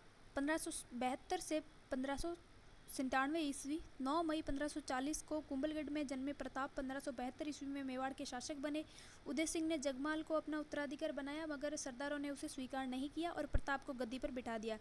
इस समय दिल्ली पर मुगल बादशाह अकबर का शासन था। प्रताप के सामने 2 मार्ग थे, या तो अकबर की अधीनता स्वीकार कर सुविधापूर्वक जीवन बिताए या अपना स्वतंत्र अस्तित्व और अपने देश की प्रतिष्ठा बनाए रखे। दूसरा विकल्प चुनने की स्थिति में उनको अनेक कष्ट उठाने पड़े। फिर भी प्रताप ने दूसरे विकल्प यानी संघर्ष को चुना। इस संघर्ष की तैयारी में उसने सबसे पहले मेवाड़ को संगठित करने का बीड़ा उठाया। अपने कर्तव्य और विचारों से उसने सामंतों और भीलों का एक गुट बनाया जो सदैव देश की रक्षा के लिए उद्यत रहे। प्रताप ने प्रथम बार इन्हें अपनी सैन्य व्यवस्था से उच्च पद देकर सम्मान को बढ़ाया। मुगलों से बचकर युद्ध का प्रबंधन करने के लिए उसने गोगुंदा से अपना निवास स्थान कुंभलगढ़ स्थानांतरित कर लिया। अकबर किसी भी तरह से मेवाड़ को अपने अधीन करना चाहता था, अतः उसने समझौते का बहुत प्रयास किए। उसने 1572 से 1576 ईस्वी के मध्य उसने 4 शिष्टमंडल क्रमशः जलाल खां, मान सिंह, भगवान दास और टोडरमल के नेतृत्व में भेजे। आपको इन जो अकबर ने 4 शिष्टमंडल भेजे ना, इनका क्रम पूछ सकते हैं कि पहले में कौन गया, दूसरे में कौन गया। जलाल खां, मान सिंह, भगवान दास और टोडरमल। इनकी ट्रिक है ज मा भट। मगर राणा ने संधि करने में किसी प्रकार की रुचि नहीं दिखाई, अतः मेवाड़ को मुगल आक्रमण का सामना करना पड़ा। 1576 ईस्वी के प्रारंभ में अकबर मेवाड़ अभियान की तैयारी हेतु अजमेर पहुंचा और वहीं उसने मान सिंह को मेवाड़ अभियान का नेतृत्व सौंपा। 18 जून 1576, कुछ विद्वान इसकी तिथि 21 जून भी स्वीकार करते हैं, लेकिन मोस्टली 18 जून 1576 है। कमनौर के पास मुगल सेना का प्रताप से युद्ध हुआ, जो हल्दी घाटी के युद्ध के नाम से प्रसिद्ध है। प्रताप की सेना के हरावल का नेतृत्व हकीम खान सूर कर रहा था, जबकि मुगल सेना का हरावल का नेतृत्व जगन्नाथ कछावा कर रहा था। युद्ध में प्रताप के जीवन को संकट में देखकर झाला बीदा ने प्रताप का मुकुट धारण कर युद्ध किया एवं प्रताप को युद्ध भूमि से दूर भेज दिया गया। इस युद्ध का परिणाम नहीं निकल सका, अकबर का उद्देश्य पूरा नहीं हो सका। हल्दी घाटी के युद्ध के बाद महाराणा प्रताप ने पहाड़ों में रहते हुए वहीं से मुगलों को परेशान करने के लिए धावे मारना शुरू कर दिया। इस युद्ध को अबुल फजल ने कमनौर का युद्ध, बदायूनी ने गोगुंदा का युद्ध और जेम्स टॉड ने हल्दी घाटी का युद्ध कहा। अबुल फजल ने कमनौर युद्ध, बदायूनी गोगुंदा का युद्ध और जेम्स टॉड ने हल्दी घाटी का युद्ध कहा। क्या आप जानते हैं हल्दी घाटी नाम हल्दी रंगी मिट्टी के कारण नहीं पड़ा? ऐसी मिट्टी यहाँ है भी कहाँ। लाल, पीली मिट्टी और काली 3 रंग वाली मिट्टी है। फिर हल्दी घाटी नाम क्यों दिया गया? इसका एकमात्र कारण यह है कि यहाँ हल्दी चढ़ी कई नवविवाहिताएं पुरुष वेश में लड़कर मर गई थी। 1576 ईस्वी से 1585 ईस्वी तक अकबर ने मेवाड़ पर अधिकार के लिए अनेक सैनिक अभियान भेजे। शाहबाज खां, अब्दुल रहीम खाने खाना के नेतृत्व में सेना भेजी गई, मगर इन्हें ज़्यादा सफलता नहीं मिली। इस कालखंड में 2 महत्वपूर्ण घटनाएं घटित हुई। 3 अप्रैल 1578 ईस्वी को भीषण संघर्ष के बाद शाहबाज खां कुंभलगढ़ दुर्ग पर अधिकार करने में सफल रहा। 1582 ईस्वी में महाराणा प्रताप ने मुगलों के विरुद्ध दिवेर नामक सैनिक चौकी पर आक्रमण किया। महाराणा के पुत्र अमर सिंह ने इस चौकी पर तैनात मुगल सूबेदार सेरिमा सुल्तान खां को वह एक ही वार में परलोक पहुंचा दिया। एक छोटी सी मेवाड़ी सेना की यह बहुत बड़ी सफलता थी। इसी कारण दिवेर को मेवाड़ का मैराथन कहा जाने लगा। 1585 ईस्वी के बाद अकबर मेवाड़ की तरफ कोई अभियान नहीं भेज सका। 1585 ईस्वी से 1597 ईस्वी के बीच प्रताप ने चित्तौड़ एवं मांडलगढ़ को छोड़कर शेष राज्य पर पुनः अधिकार कर लिया। चावंड को अपनी राजधानी बनाया 1585 ईस्वी में और राज्य में सुव्यवस्था स्थापित की। 19 जनवरी 1597 को प्रताप की मृत्यु हो गई थी।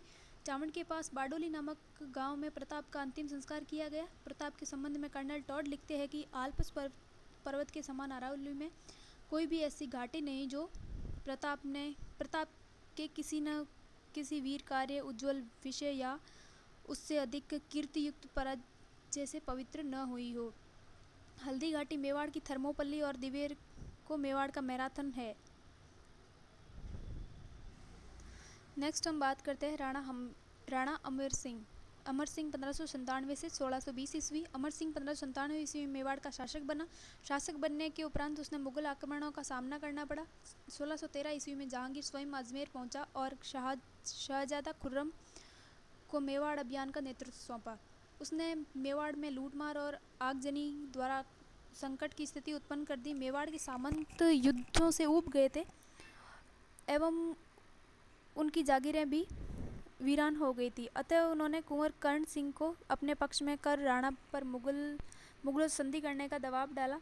सरदारों के दबाव के कारण अमर सिंह को झुकना पड़ा और मुगलों से संधि की स्वीकृति देनी पड़ी। जनवरी 1615 ईस्वी में मेवाड़ मुगल संधि हुई थी। चित्तौड़ पुनः मेवाड़ को लौटा दिया गया, मगर उसकी मरम्मत नहीं की जा सकती थी। इस प्रकार विगत 90 वर्षों से चले आ रहे मेवाड़ मुगल संघर्ष का अंत हुआ। राणा अमर सिंह अपने इस कार्य से स्वयं खुश न था और उसने स्वयं को राज कार्य से विरक्त कर लिया। जहांगीर के जीवन की यह सबसे बड़ी सफलता मानी जाती है।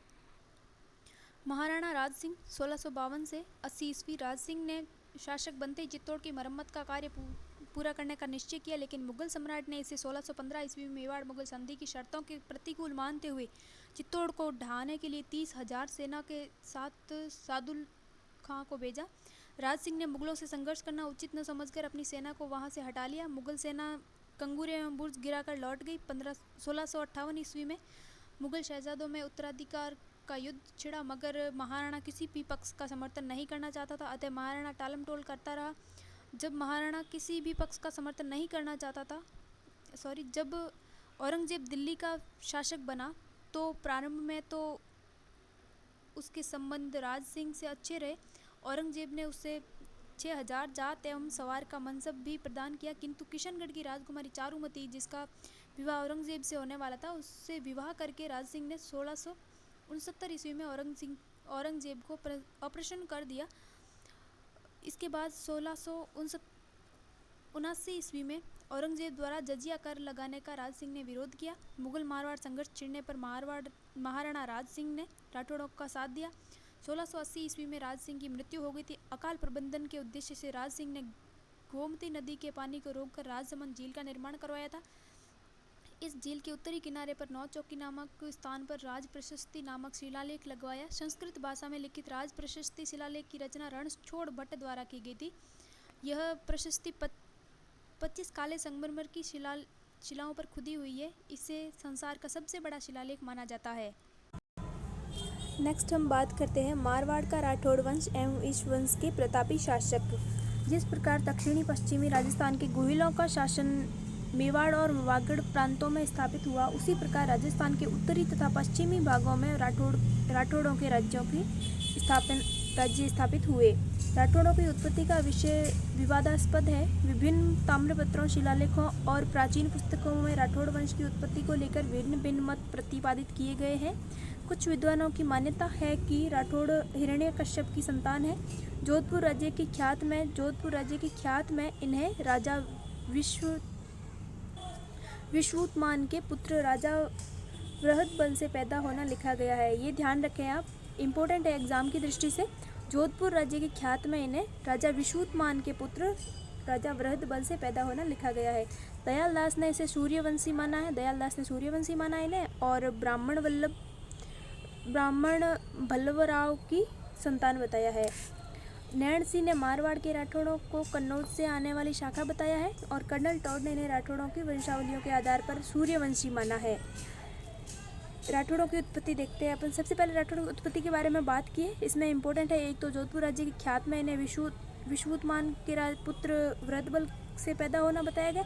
उसके बाद दयाल दास ने सूर्यवंशी, और नैण सिंह ने बताया है कन्नौज से आने वाली शाखा, टॉड ने बता दिया है सूर्यवंशी। इस प्रकार राठौड़ों की उत्पत्ति संबंधी मत पर एक राय नहीं है, किंतु सभी विद्वानों इन्हें दक्षिण भारत के राष्ट्रकूटों से अवश्य संबंधित मानते हैं।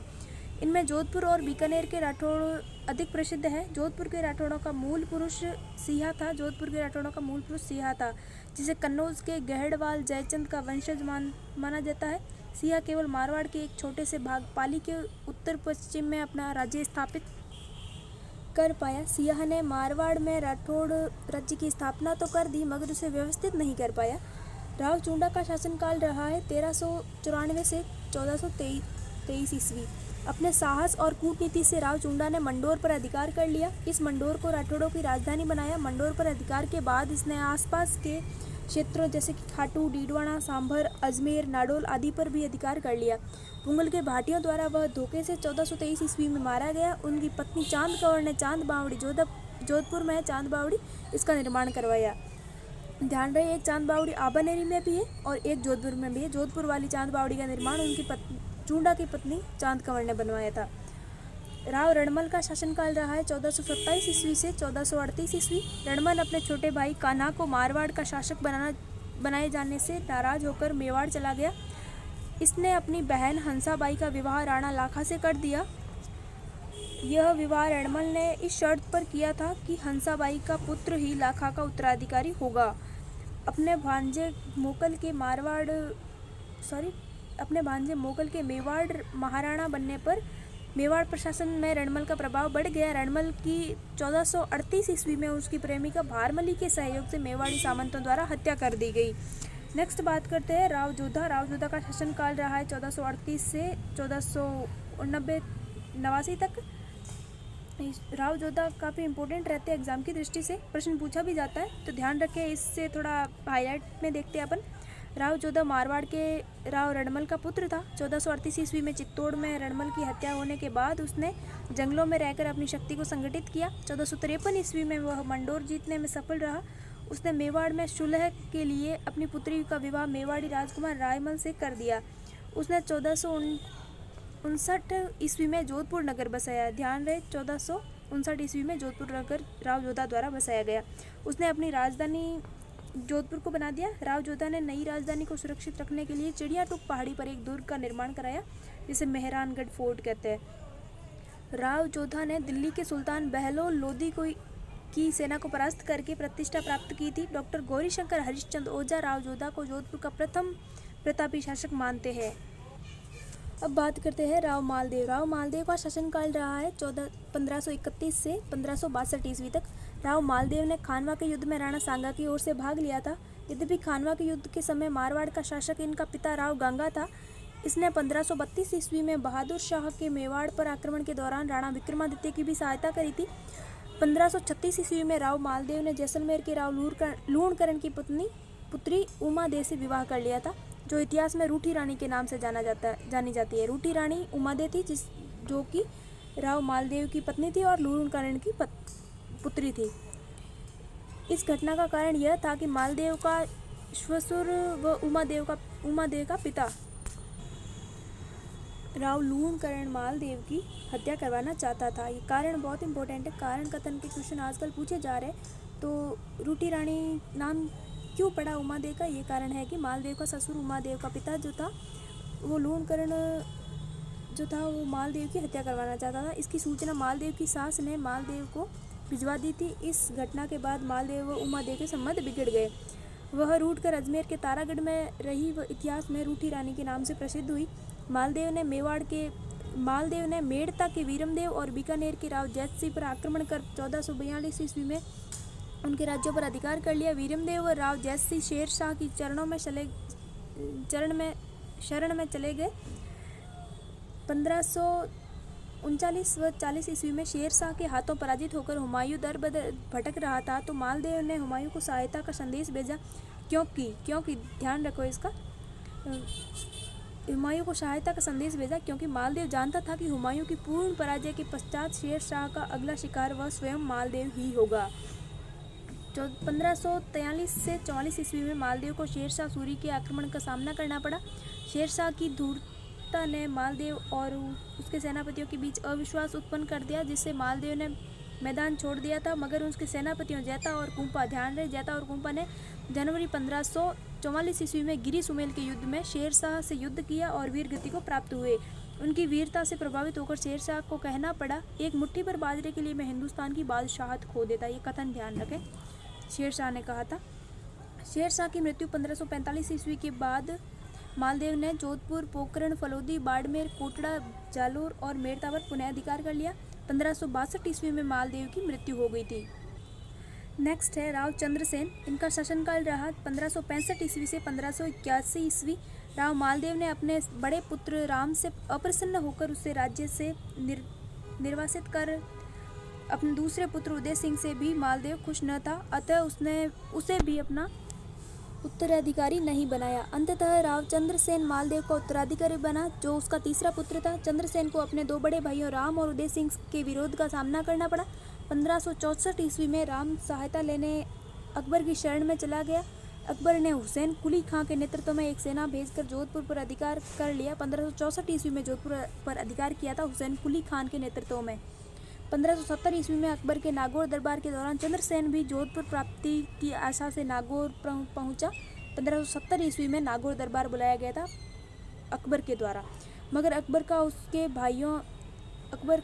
भाइयों राम और उदय सिंह की ओर झुकाव देखकर उसने नागौर छोड़ दिया और संघर्ष का रास्ता चुना। अकबर ने बीकानेर के राय सिंह को जोधपुर का अधिकारी नियुक्त कर दिया। चंद्रसेन को मारवाड़ से सहायता मिलने या इस मार्ग से गुजरात में हानि पहुंचाने की संभावना समाप्त कर दी गई। 1565 ईस्वी में जोधपुर को छोड़ने के बाद चंद्रसेन ने कुछ समय तो भादराजून में रहकर मुगलों की फौज का मुकाबला किया, परंतु जब मुगल सेना ने उसे चारों तरफ से घेर लिया तो वहां से हटकर उसने सिवाना में अपना मोर्चा डाला। सिवाना का गढ़ और पहाड़ी भाग दुर्गम थे। वहां जब चंद्रसेन का पता न लगा तो मुगल अधिकारियों ने उसके समर्थकों को समाप्त करने का प्रयत्न किया। रावल, सुखराज, सूजा तथा देवीदास चंद्रसेन के साथी थे। चंद्रसेन के साथियों का नाम ध्यान रखें, सुखराज, सूजा और देवीदास। मुगल सेनाओं ने इन्हें भी जगह जगह खूब खदेड़ा। इसके बाद चंद्रसेन के विरुद्ध सिवाना में मुगल शक्ति लगा दी गई, जिसे तंग आकर वह रामपुरा के पहाड़ों में चला गया। यह जानकर कि मुगलों की छोटी सेना के लिए इतने विस्तृत पहाड़ी प्रदेश को घेरना कठिन था, बादशाह ने सेना में वृद्धि कर दी। फिर भी चंद्रसेन हाथ न आ सका। सिवाना से निकलने के बाद चंद्रसेन पीपड़ोद और वहां से काणूजा के पहाड़ों में चला गया और आसपास लूट खसोट आरंभ कर दी। इस नीति से मारवाड़ के लोग अप्रसन्न हो गए। ऐसी स्थिति में उसने मारवाड़ छोड़कर सिरोही और फिर डूंगरपुर और बांसवाड़ा में शरण लेनी पड़ी। फिर भी मुगल सेना ने उसका पीछा न छोड़ा। इस प्रकार निरंतर मुगलों से चंद्रसेन संघर्ष करता रहा। 1581 ईस्वी में अपनी मृत्यु तक इसने संघर्ष जारी रखा। विश्वेश्वरनाथ रेऊ ने चंद्रसेन की तुलना महाराणा प्रताप से की। ये लाइन बहुत इंपॉर्टेंट है आपके लिए। विश्वेश्वरनाथ रेऊ ने चंद्रसेन की तुलना महाराणा प्रताप से की है, जिसे उसी के समान मुगल शक्ति का सामना करना पड़ा और पहाड़ों में भटकने के बाद भी मुगलों की अधीनता स्वीकार नहीं की। इसी कारण चंद्रसेन को मारवाड़ का प्रताप भी कहा जाता है। ये इतना जो है ना लिखा हुआ, ये बहुत इंपॉर्टेंट है एग्जाम की दृष्टि से। अब बात करते हैं मोटा राजा उदय सिंह 1583 से 1595 ईस्वी। 1581 से 83 के मध्य मारवाड़ खालसा क्षेत्र था। खालसा क्षेत्र वो होता है जो सीधे केंद्र के अधीन होता है, वहाँ पर सीधा केंद्र का राज होता है। 1583 ईस्वी में अकबर ने उदय सिंह को मुगल अधीनता में जोधपुर का शासक नियुक्त किया। चंद्रसेन का भाई था। उदय सिंह ने 1587 ईस्वी में अपनी पुत्री जोधाबाई, जो कि जगत गुसाई कहलाती है, उसका विवाह जहांगीर के साथ कर दिया। खुर्रम जहांगीर की इस पत्नी से उत्पन्न हुआ था। इस विवाह के अवसर पर उदय सिंह को 1000 का मनसबदार बनाया गया। नेक्स्ट है महाराजा जसवंत सिंह प्रथम। इनका शासनकाल 1638 ईस्वी से 1678 ईस्वी। जसवंत सिंह का जन्म 1626 ईस्वी में बुरहानपुर में हुआ। अपने पिता गज सिंह के स्वर्गवास के समय जसवंत सिंह अपने विवाह हेतु बूंदी में था। गज सिंह की मृत्यु का समाचार प्राप्त होते ही बादशाह शाहजहां के द्वारा उसे आगरा पहुंचने का निमंत्रण भी मिला। वहां पहुंचने पर शाही तौर से उसे टीका दिया गया और खिलत, जड़ाऊ, जमदर आदि वस्तुओं से सम्मानित किया गया। इसी अवसर पर उसे राजा का खिताब तथा 4000 जात व सवार का मनसब प्रदान किया गया। चूँकि उसकी आयु उस समय 11 वर्ष थी, ध्यान रहे उसकी आयु 11 वर्ष थी, बादशाह ने अशोक ठाकुर राज सिंह कुंपावत को 1000 जात और 400 सवार का मनसब देकर जोधपुर राज्य का मंत्री नियुक्त किया। 1645 ईस्वी में इसे आगरा का प्रबंध सौंपा गया एवं 1668 ईस्वी में कंधार अभियान पर भेजा गया। उत्तराधिकारी युद्ध हुआ था 1657 से 58 ईस्वी में। उस युद्ध में औरंगजेब के विरुद्ध धर्मत के युद्ध में दारा का साथ दिया, लेकिन कासिम खां के विश्वासघात के कारण दारा की पराजय हुई और जसवंत सिंह को जोधपुर लौटना पड़ा। जसवंत सिंह के जोधपुर पहुंचने पर उनकी रानी उदयपुरी रानी ने किले के द्वार खोलने से इनकार कर दिया और कहलावा भेजा कि राजपूत या तो युद्ध में विजय लौटते हैं या वहीं मर मिट जाते हैं। महाराजा पराजय के बाद नहीं लौट सकते, यह कहकर सती होने की तैयारी करने लगी। अंत में रानी की मां के समझाने पर जसवंत सिंह द्वारा पराजय का बदला लेने का वचन देने पर दुर्ग के द्वार खोले गए। इस कथा की सत्यता पर संदेह किया जाता है, किंतु इस कथा को श्यामल दास ने मान्यता दी है। 5 जनवरी 1659 ईस्वी में खुजवा के मैदान में औरंगजेब और जसवंत सिंह की आपसी अविश्वास के कारण वह शाही डेरे को लूटकर जोधपुर रवाना हो गए। बाद में जय सिंह की मध्यस्थता के कारण जसवंत सिंह और मुगल सम्राट औरंगजेब के बीच मनमुटाव कम हो गया। फलतः उसका मनसब पुनः बहाल कर 1659 ईस्वी में उसे गुजरात का सूबेदार बनाया गया। 1662 ईस्वी में जसवंत सिंह को मराठों के विरुद्ध शाइस्ता खां की सहायता के लिए दक्षिण भेजा गया, परंतु वहां शिवाजी के विरुद्ध कोई खास सफलता इसे नहीं मिली। 1673 ईस्वी में जसवंत सिंह को काबुल भेजा गया। बाद में उसे जमरूद में रहने का आदेश दिया गया और वहीं 28 नवंबर 1678 ईस्वी में उनकी मृत्यु हो गई थी। जसवंत सिंह विद्वानों का आश्रयदाता था। उसके समय विद्वानों में सूरत मिश्र, नरहरिदास, नवीन कवि, बनारसी दास आदि प्रसिद्ध है। मूणोत नैणसी उनका मंत्री था। नैणसी ने नैणसीरी ख्यात व मारवाड़ा परगनारी विगत नामक ग्रंथों की रचना की है। वेरी वेरी इंपॉर्टेंट है। नैणसी ने जो ग्रंथ लिखे हैं वह नैणसीरी ख्यात और मारवाड़ा परगनारी विगत। अब हम बात करते हैं बीकानेर का राठौड़ वंश एवं इसके प्रतापी शासक। बीकानेर का पहला शासक रहा है राव बीका। इनका शासनकाल रहा 1465 से 1504 ईस्वी। बीका मारवाड़ के शासक राव जोधा का पुत्र था। उसने अपने पिता के द्वारा व्यंग्य किए जाने पर 1465 ईस्वी में वह जांगल प्रदेश आया। किंवदंती है कि रानी करणी माता की कृपा से उसने नवीन राज्य स्थापित करने में सहायता मिली। एक दूसरी मान्यता के अनुसार जंगल प्रदेश को राव बीका व जाट सरदार नरा ने मिलकर जीता। दोनों के नाम पर बीकानेर कहा गया। भाटी, चौहान, खींचियों, कायम खानी आदि स्थानीय शक्तियों की फूट का लाभ उठाकर उसने अनेक गांवों पर अधिकार कर लिया। पुंगल के राव शेखा की पुत्री से विवाह कर उसने अपनी स्थिति को मजबूत किया। 1488 ईस्वी में उसने बीकानेर की स्थापना कर उसे राठौड़ सत्ता का दूसरा केंद्र बनाया।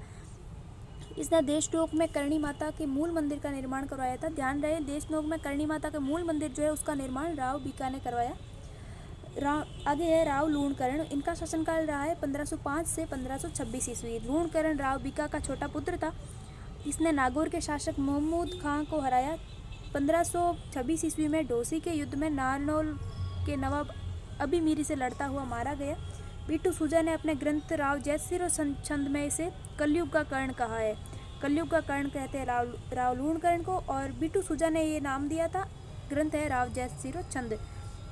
करमचंद वंशोद कीर्तनम काव्यम नामक ग्रंथ में इसकी दानशीलता की तुलना कर्ण से की गई है। लूणकरण सर झील का निर्माता भी इसे स्वीकार किया गया है।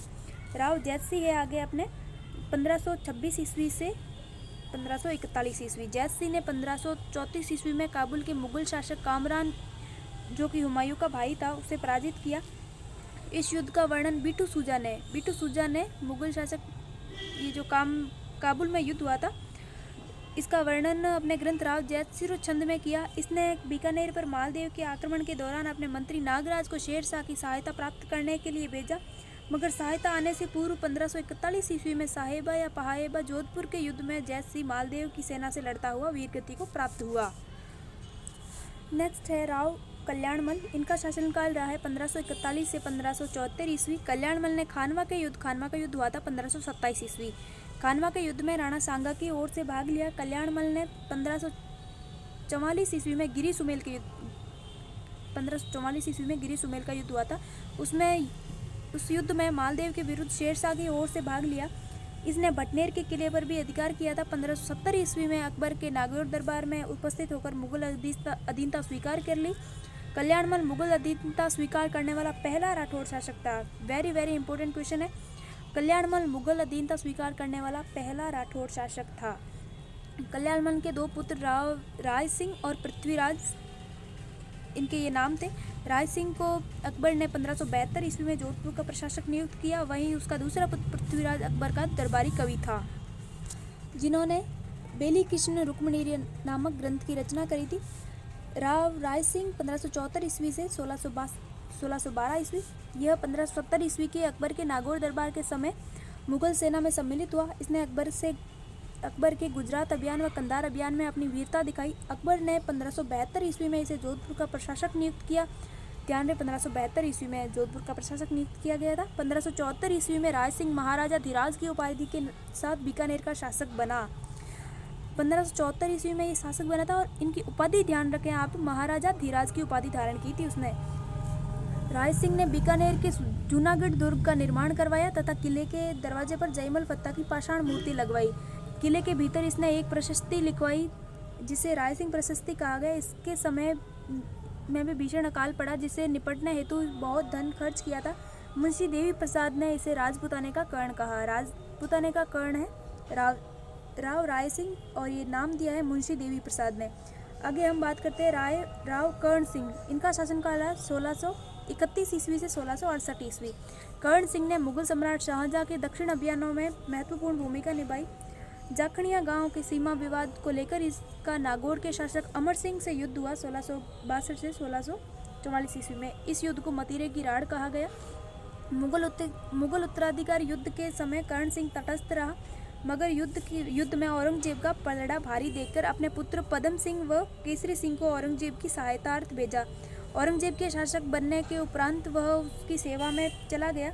चिंतामणि भट्ट के ग्रंथ शुक सप्तति में कर्ण सिंह को जांगलधर बादशाह कहा। जांगलधर बादशाह की उपाधि राव कर्ण सिंह की है, और ये चिंतामणि भट्ट का जो ग्रंथ है शुक सप्तति, इसमें ये उपाधि दी गई है। कर्ण सिंह ने साहित्य कल्पद्रुम और उसके दरबारी विद्वान गंगानंद मैथिली ने कर्ण भूषण और काव्य डाकिनी नामक ग्रंथ लिखे।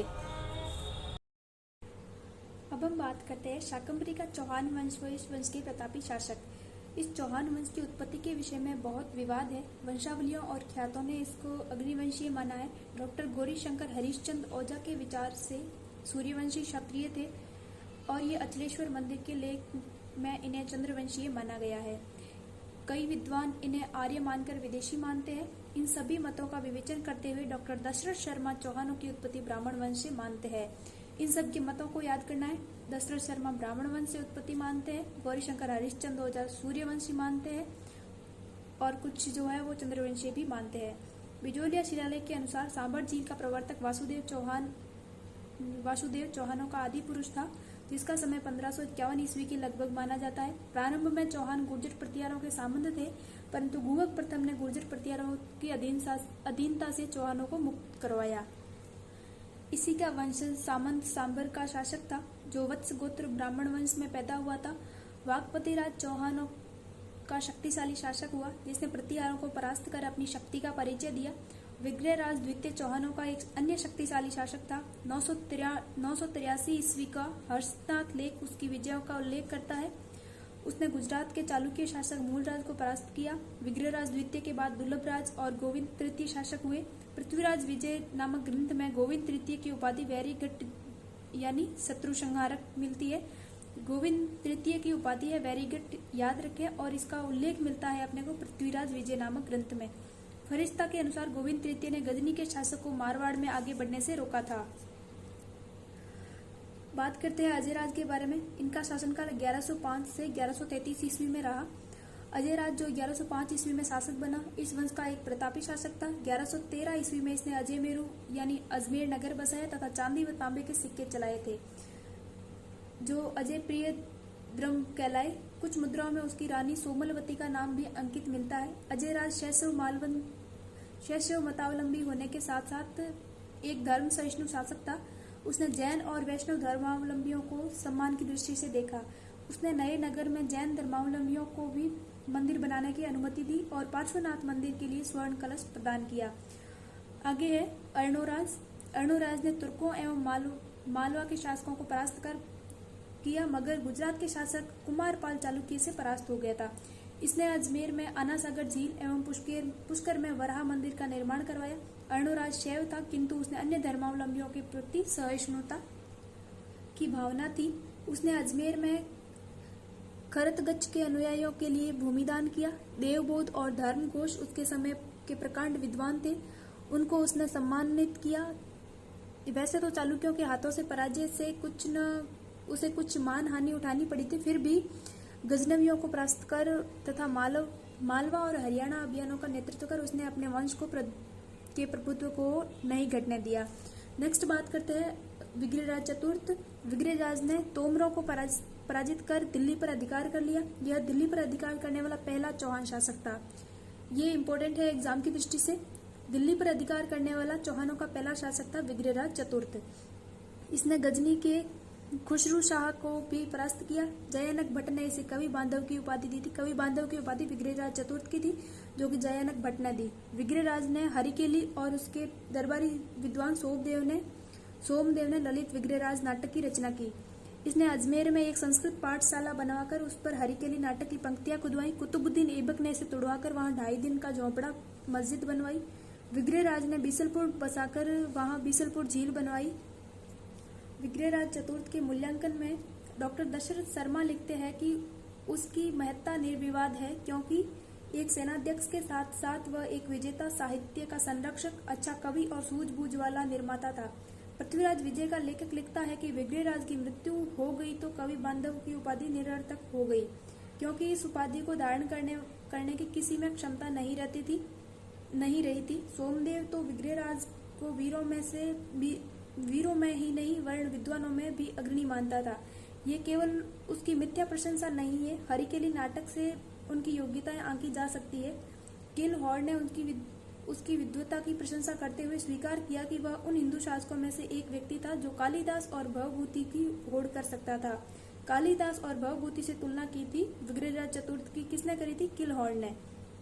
विग्रहराज का समय सपादलक्ष का स्वर्ण काल कहलाता था। सपादलक्ष यानी चौहानों का स्वर्ण काल कहलाता है विग्रहराज का काल। नेक्स्ट है पृथ्वीराज तृतीय। इनका शासनकाल रहा 1177 से 1192 ईस्वी। शाकंभरी के चौहान शासकों में सबसे प्रसिद्ध पृथ्वीराज तृतीय 11 वर्ष की आयु में शासक बना। 1182 ईस्वी में इसने सतलज प्रदेश के भंडारकों को परास्त किया। इसी वर्ष इसने महोबा के चंदेल शासक को पराजित किया। इसमें प्रसिद्ध वीर अलाउद्दीन लड़ते हुए मारे गए। पृथ्वीराज ने कन्नौज के गहड़वाल शासक जयचंद को परास्त किया एवं स्वयंवर में उसकी बेटी संयोगिता का अपहरण कर उससे विवाह कर लिया। तराइन का प्रथम युद्ध हुआ था 1191 ईस्वी में। तराइन के प्रथम युद्ध में तो गोरी को उसने पराजित किया, मगर 1192 ईस्वी में तराइन के द्वितीय युद्ध में वह मोहम्मद गोरी से पराजित हुआ, जिससे चौहान राज्य का तो पतन हुआ ही, भारत में तुर्की शासन की नींव भी पड़ी। पृथ्वीराज तृतीय वीर, विद्यानुरागी एवं गुणीजनों का सम्मान करने वाला था। पृथ्वीराज विजय का रचयिता जयानक, पृथ्वीराज रासों का लेखक चंद्रप्रदाई उसके दरबार की शोभा बढ़ाते थे। ये आप ध्यान रखें, पृथ्वीराज विजय का रचयिता था जयानक और पृथ्वीराज रासों का लेखक रहा था चंद्रप्रदाई। संयोगिता स्वयंवर कथा, ये एक इनसे रिलेटेड कथा प्रचलित है, तो अपन बात करते हैं इस पे। कन्नौज के शासक जयचंद ने राजसूय यज्ञ किया तथा अपनी पुत्री संयोगिता के विवाह के लिए स्वयंवर का भी आयोजन किया, जिसमें पृथ्वीराज को छोड़कर कई महाराजाओं को आमंत्रित किया गया था। इतना ही नहीं, पृथ्वीराज को अपमानित करने के लिए जयचंद ने स्वयंवर स्थल के बाहर द्वारपाल के रूप में पृथ्वीराज की मूर्ति रख दी। संयोगिता एवं पृथ्वीराज एक दूसरे को मन से चाहते थे, अतः संयोगिता वरमाला लेकर एक एक राजा महाराजा को देखती हुई आगे बढ़ती जा रही थी। पृथ्वीराज को न पाकर वह मन ही मन बड़ी दुखी हुई थी, किंतु वह जब दरवाजे तक पहुंची तो उसने द्वारपाल के रूप में अपने प्रेमी की मूर्ति नजर आई। उसने माला उस मूर्ति के गले में डाल दी। उस समय पृथ्वीराज भी वहां पहुंच चुका था। उसने संयोगिता को वहां से अपने साथ लेकर अजमेर की ओर प्रस्थान किया और चौहान सैनिकों ने गहड़वालों को उसका पीछा करने से रोका। अजमेर पहुंचकर पृथ्वीराज ने संयोगिता से विवाह कर लिया। इस घटना से जयचंद व पृथ्वीराज के बीच शत्रुता बढ़ गई। संयोगिता कथा की ऐतिहासिकता। इस कथा की सत्यता एवं ऐतिहासिकता के संबंध में इतिहासकार एक मत नहीं है। गौरीशंकर हरिश्चंद्र ओझा ने इसे कपोल कल्पना मानते हुए कहा कि प्रबंध कोश, हमीर महाकाव्य, पृथ्वीराज प्रबंध एवं प्रबंध चिंतामणि जैसे समकालीन ग्रंथों में इस घटना का कोई जिक्र नहीं है। डॉक्टर रोमिला थापर एवं डॉक्टर R.S. त्रिपाठी ने भी इसे सही नहीं माना है। समकालीन फारसी तवारीखों ने इस घटना का वर्णन नहीं मिलता है, किंतु अबुल फजल ने इसका वर्णन अवश्य किया है। डॉक्टर दशरथ शर्मा ने बताया कि हमीर महाकाव्य तथा रंभा मंजरी में ढेर सारी गलतियां हैं तथा इनमें वर्णन न मिलने से सारी घटना को ऐसे ही काल्पनिक मान लिया जाए, यह उचित नहीं है। उन्होंने घटना की सत्यता को स्वीकार करते हुए बताया कि प्रेम जीवन का एक अभिन्न अंग है और यह सत्य एवं वास्तविक है, अतः यह घटना घटी हो तो कोई आश्चर्य नहीं है। सीवी वैद्य और गोपीनाथ शर्मा ने भी इसे स्वीकार किया है। इस प्रकार संयोगिता अपहरण की घटना में कोई संदेह नहीं रह जाता है। सदियों से चली आ रही इस कथा के समय के साथ उतार चढ़ाव या अतिशयोक्तिपूर्ण वर्णनों का आना स्वाभाविक है, किंतु इससे इस घटना की सत्यता पर शंका करना उचित प्रतीत नहीं होता है। नेक्स्ट हम बात करते हैं रणथंभौर का चौहान वंश वैश्य वंश के प्रतापी शासक। रणथंभौर के चौहान वंशों का संस्थापक गोविंदराज पृथ्वीराज तृतीय का पुत्र था। उसके उत्तराधिकारी क्रमशः बल्लण, प्रहलाद और वीर नारायण थे। वीर नारायण का संघर्ष इल्तुतमिश से हुआ, जिसमें उसकी मृत्यु हो गई थी। उसके उत्तराधिकारी वाग्भट ने भी दिल्ली से भेजे गए तुर्क अधिकारियों से अपने पैतृक राज्य को बचाया। उसके पुत्र जैत्र सिंह ने नासिरुद्दीन द्वारा भेजी गई सेना को रणथंभौर नहीं जीतने दिया, परंतु उसे कर देने के लिए विवश होना पड़ा। हमीर 1282 से 1301 ईस्वी तक शासक रहा। 1282 ईस्वी में हमीर ने अपने राज्यारोहण के बाद दिग्विजय की नीति अपनाई। आबू, काठियावाड़, पुष्कर, चंपा, धार आदि राज्यों में उसने अपनी अधीनता स्वीकार करने के लिए बाध्य किया एवं मेवाड़ के शासक समर सिंह को परास्त किया। 1291 ईस्वी में जलालुद्दीन खिलजी ने रणथंभौर पर आक्रमण किया, मगर उसे सफलता नहीं मिली। हमीर द्वारा मंगोल विद्रोही महमूद शाह व केहब्रू को शरण देने से दिल्ली का सुल्तान अलाउद्दीन खिलजी हमीर से नाराज हो गया।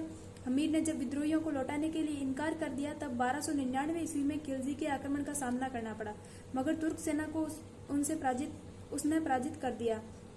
1301 ईस्वी में अलाउद्दीन स्वयं सेना लेकर रणथंभौर आया, मगर जब युद्ध में उसे सफलता नहीं मिली तो उसने छल कपट का सहारा लिया। अलाउद्दीन ने हमीर की सेना ने रणमल और रतिपाल को किले का लालच देकर अपनी सेना की ओर मिला लिया। इनके विश्वासघात के कारण किले पर तुर्कों का अधिकार हो गया। हमीर लड़ता हुआ मारा गया और किले में हमीर की पत्नी रंग देवी के नेतृत्व में महिलाओं ने जौहर किया। हमीर वीर, उदार एवं शरणागत की रक्षा करने वाला शासक था। नयनचंद्र सूरी के हमीर महाकाव्य, जोधराज के हमीर रासो एवं चंद्रशेखर के हमीर हट नामक ग्रंथों में हमीर के शौर्य की जानकारी मिलती है। आज भी जनमानस में हमीर के लिए यह दोहा प्रसिद्ध है। सिंह सवन सतपुरु वचन कदली फल एक बार, दरिया तेल हमीर हट चढ़े दूजी बार। अगला हमारा है जालोर का चौहान वंश व इसके प्रतापी शासक। जालोर मध्यकालीन इतिहास में अपना एक विशिष्ट स्थान रखता है। दिल्ली से गुजरात व मालवा जाने के मार्ग पर स्थित जालोर पर अधिकार स्थापित करना दिल्ली के प्रत्येक शासक के लिए एक आवश्यक कार्य था। दिल्ली सल्तनत के समय जालोर पर चौहानों का अधिकार था। जालोर के चौहान वंश का संस्थापक कीर्तिपाल था, जिसने 1181 ईस्वी में इस राजवंश की नींव डाली। कानड़देव 1305 से 1311 ईस्वी। कानड़देव जालोर के चौहान शासकों में सर्वाधिक शक्तिशाली था। अलाउद्दीन खिलजी की सेना के गुजरात आक्रमण के समय रास्ता देने को लेकर कानड़देव एवं अलाउद्दीन खिलजी के मध्य विवाद हुआ। 1305 ईस्वी में सुल्तान अलाउद्दीन खिलजी ने सेनानायक एन उल मुल्क मुल्तानी को सेना सहित जालोर भेजा। वह कानड़देव को समझा बुझाकर दिल्ली ले आया। दिल्ली दरबार का माहौल कानड़देव के स्वाभिमान के विरुद्ध था। कानड़देव दिल्ली दरबार से चला गया, जिसके बाद कानड़देव और अलाउद्दीन के बीच संघर्ष हुआ। नैणसी ने युद्ध का कारण कानड़देव के पुत्र वीरमदेव और सुल्तान की पुत्री फिरोजा से विवाह करने से इनकार करना बताया। 1308 ईस्वी में सुल्तान ने जालोर के शक्तिशाली किले सिवाना पर अधिकार कर लिया और उसका नाम खैराबाद रखा था तथा कमालुद्दीन गुर्ग को वहां का प्रतिनिधि नियुक्त किया। 1311 ईस्वी में अलाउद्दीन ने जालोर पर घेरा डाला, लेकिन सुल्तान को सफलता नहीं मिल सकी। अंत में कानड़देव के एक दहिया सरदार बीका के विश्वासघात के कारण दुर्ग पर अलाउद्दीन का अधिकार हो गया। कानड़देव लड़ता हुआ मारा गया। किले की महिलाओं ने जौहर किया। अलाउद्दीन ने जालोर जीतकर उसका नाम जलालाबाद रख दिया। अब हम बात करते हैं आमेर का कछवा वंश एवं इस वंश के प्रतापी शासक। कछवा अपनी उत्पत्ति राम के ज्येष्ठ पुत्र कुश से मानते हैं। सूर्यमल मिश्रण के अनुसार कूर्म नामक रघुवंशी शासक की संतति होने से ये कूर्म वंशीय कहलाने लगे और साधारण भाषा में उन्हें कछवाहा कहा जाने लगा। ढूंढाड़ प्रदेश में अपना राज्य स्थापित करने के लिए कछवाओं को मीणाओं व बड़गुजरों से संघर्ष करना पड़ा। इनकी प्रथम राजधानी दौसा रही। ध्यान रहे, कछवाओं की प्रथम राजधानी दौसा रही थी।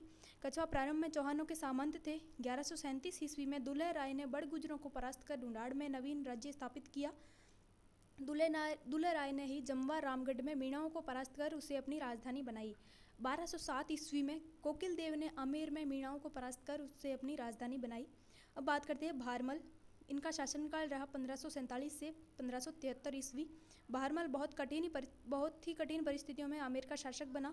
अपनी सत्ता के लिए उसे मजबूत सहारे की आवश्यकता थी और यह मजबूत सहारा उसे मुगल शासक अकबर के रूप में मिला। भारमल मुगल अधीनता स्वीकार करने वाला पहला राजपूत शासक था। ये इंपॉर्टेंट हो जाता है एग्जाम की दृष्टि से। मुगल अधीनता स्वीकार करने वाला पहला राजपूत कौन था? तो भारमल था। अकबर जनवरी 1562 ईस्वी में अजमेर की यात्रा पर आया था।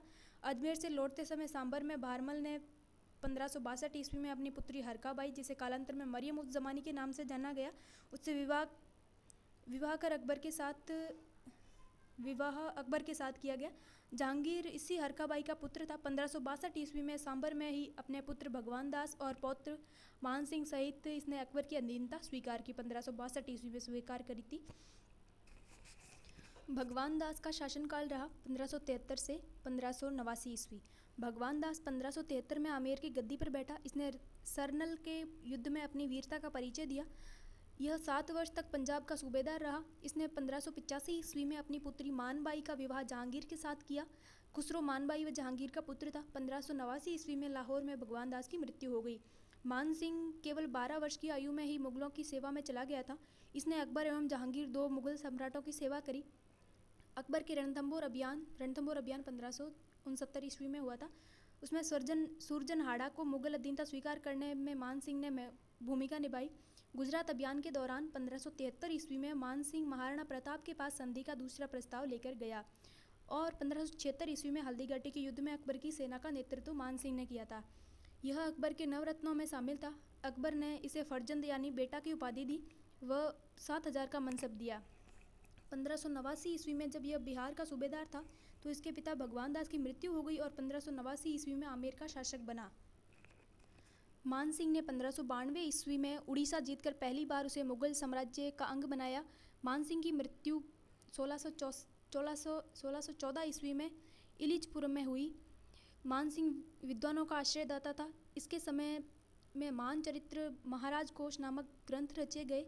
इसी के समय मुरारीदान ने मान प्रकाश व जगन्नाथ ने मान सिंह कीर्ति मुक्तावली की रचना की। मान प्रकाश के रचयिता रहे मुरारीदान और जगन्नाथ ने लिखी थी मान सिंह कीर्ति मुक्तावली।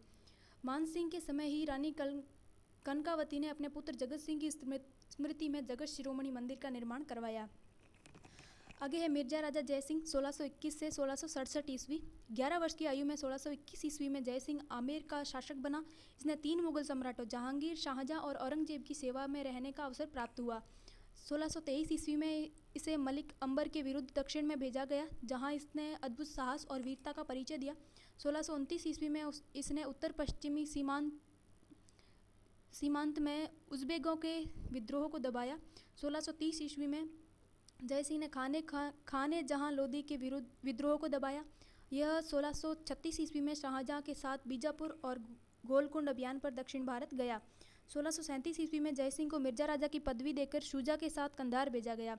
उत्तराधिकार युद्ध के समय इसे शुजा के विरुद्ध भेजा गया जहां बहादुरपुर के युद्ध में इसे शुजा को पराजित किया। उत्तराधिकार युद्ध के अंत में इसने औरंगजेब का पक्ष लिया। जयसिंह की सैनिक योग्यता और कूटनीति से प्रभावित होकर औरंगजेब ने इसे दक्षिण में मराठों के विरुद्ध भेजा। दक्षिण में जयसिंह ने अपनी कूटनीति से शिवाजी को अकेला कर दिया और पुरंदर को जीतने में सफल रहा।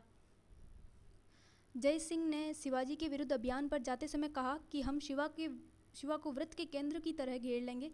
जयसिंह की कुशलता का इससे बड़ा प्रमाण क्या हो सकता है कि महान मराठा शासक शिवाजी को वह रोकने में सफल रहा जिसने अफजल खां जैसे सेनानायक को पराजित किया। अंत में शिवाजी और जयसिंह के मध्य संधि हो गई जो पुरंदर की संधि के नाम से जानी जाती है। पुरंदर की संधि हुई थी 1665 ईस्वी में। पुरंदर की संधि जयसिंह की दूरदर्शिता एवं शक्ति की पराकाष्ठा थी। वह अनेक भाषाओं का ज्ञाता एवं विद्वानों का सम्मान करने वाला था। प्रसिद्ध कवि बिहारी का आश्रयदाता था। बिहारी ने बिहारी सतसई नामक ग्रंथ की रचना की।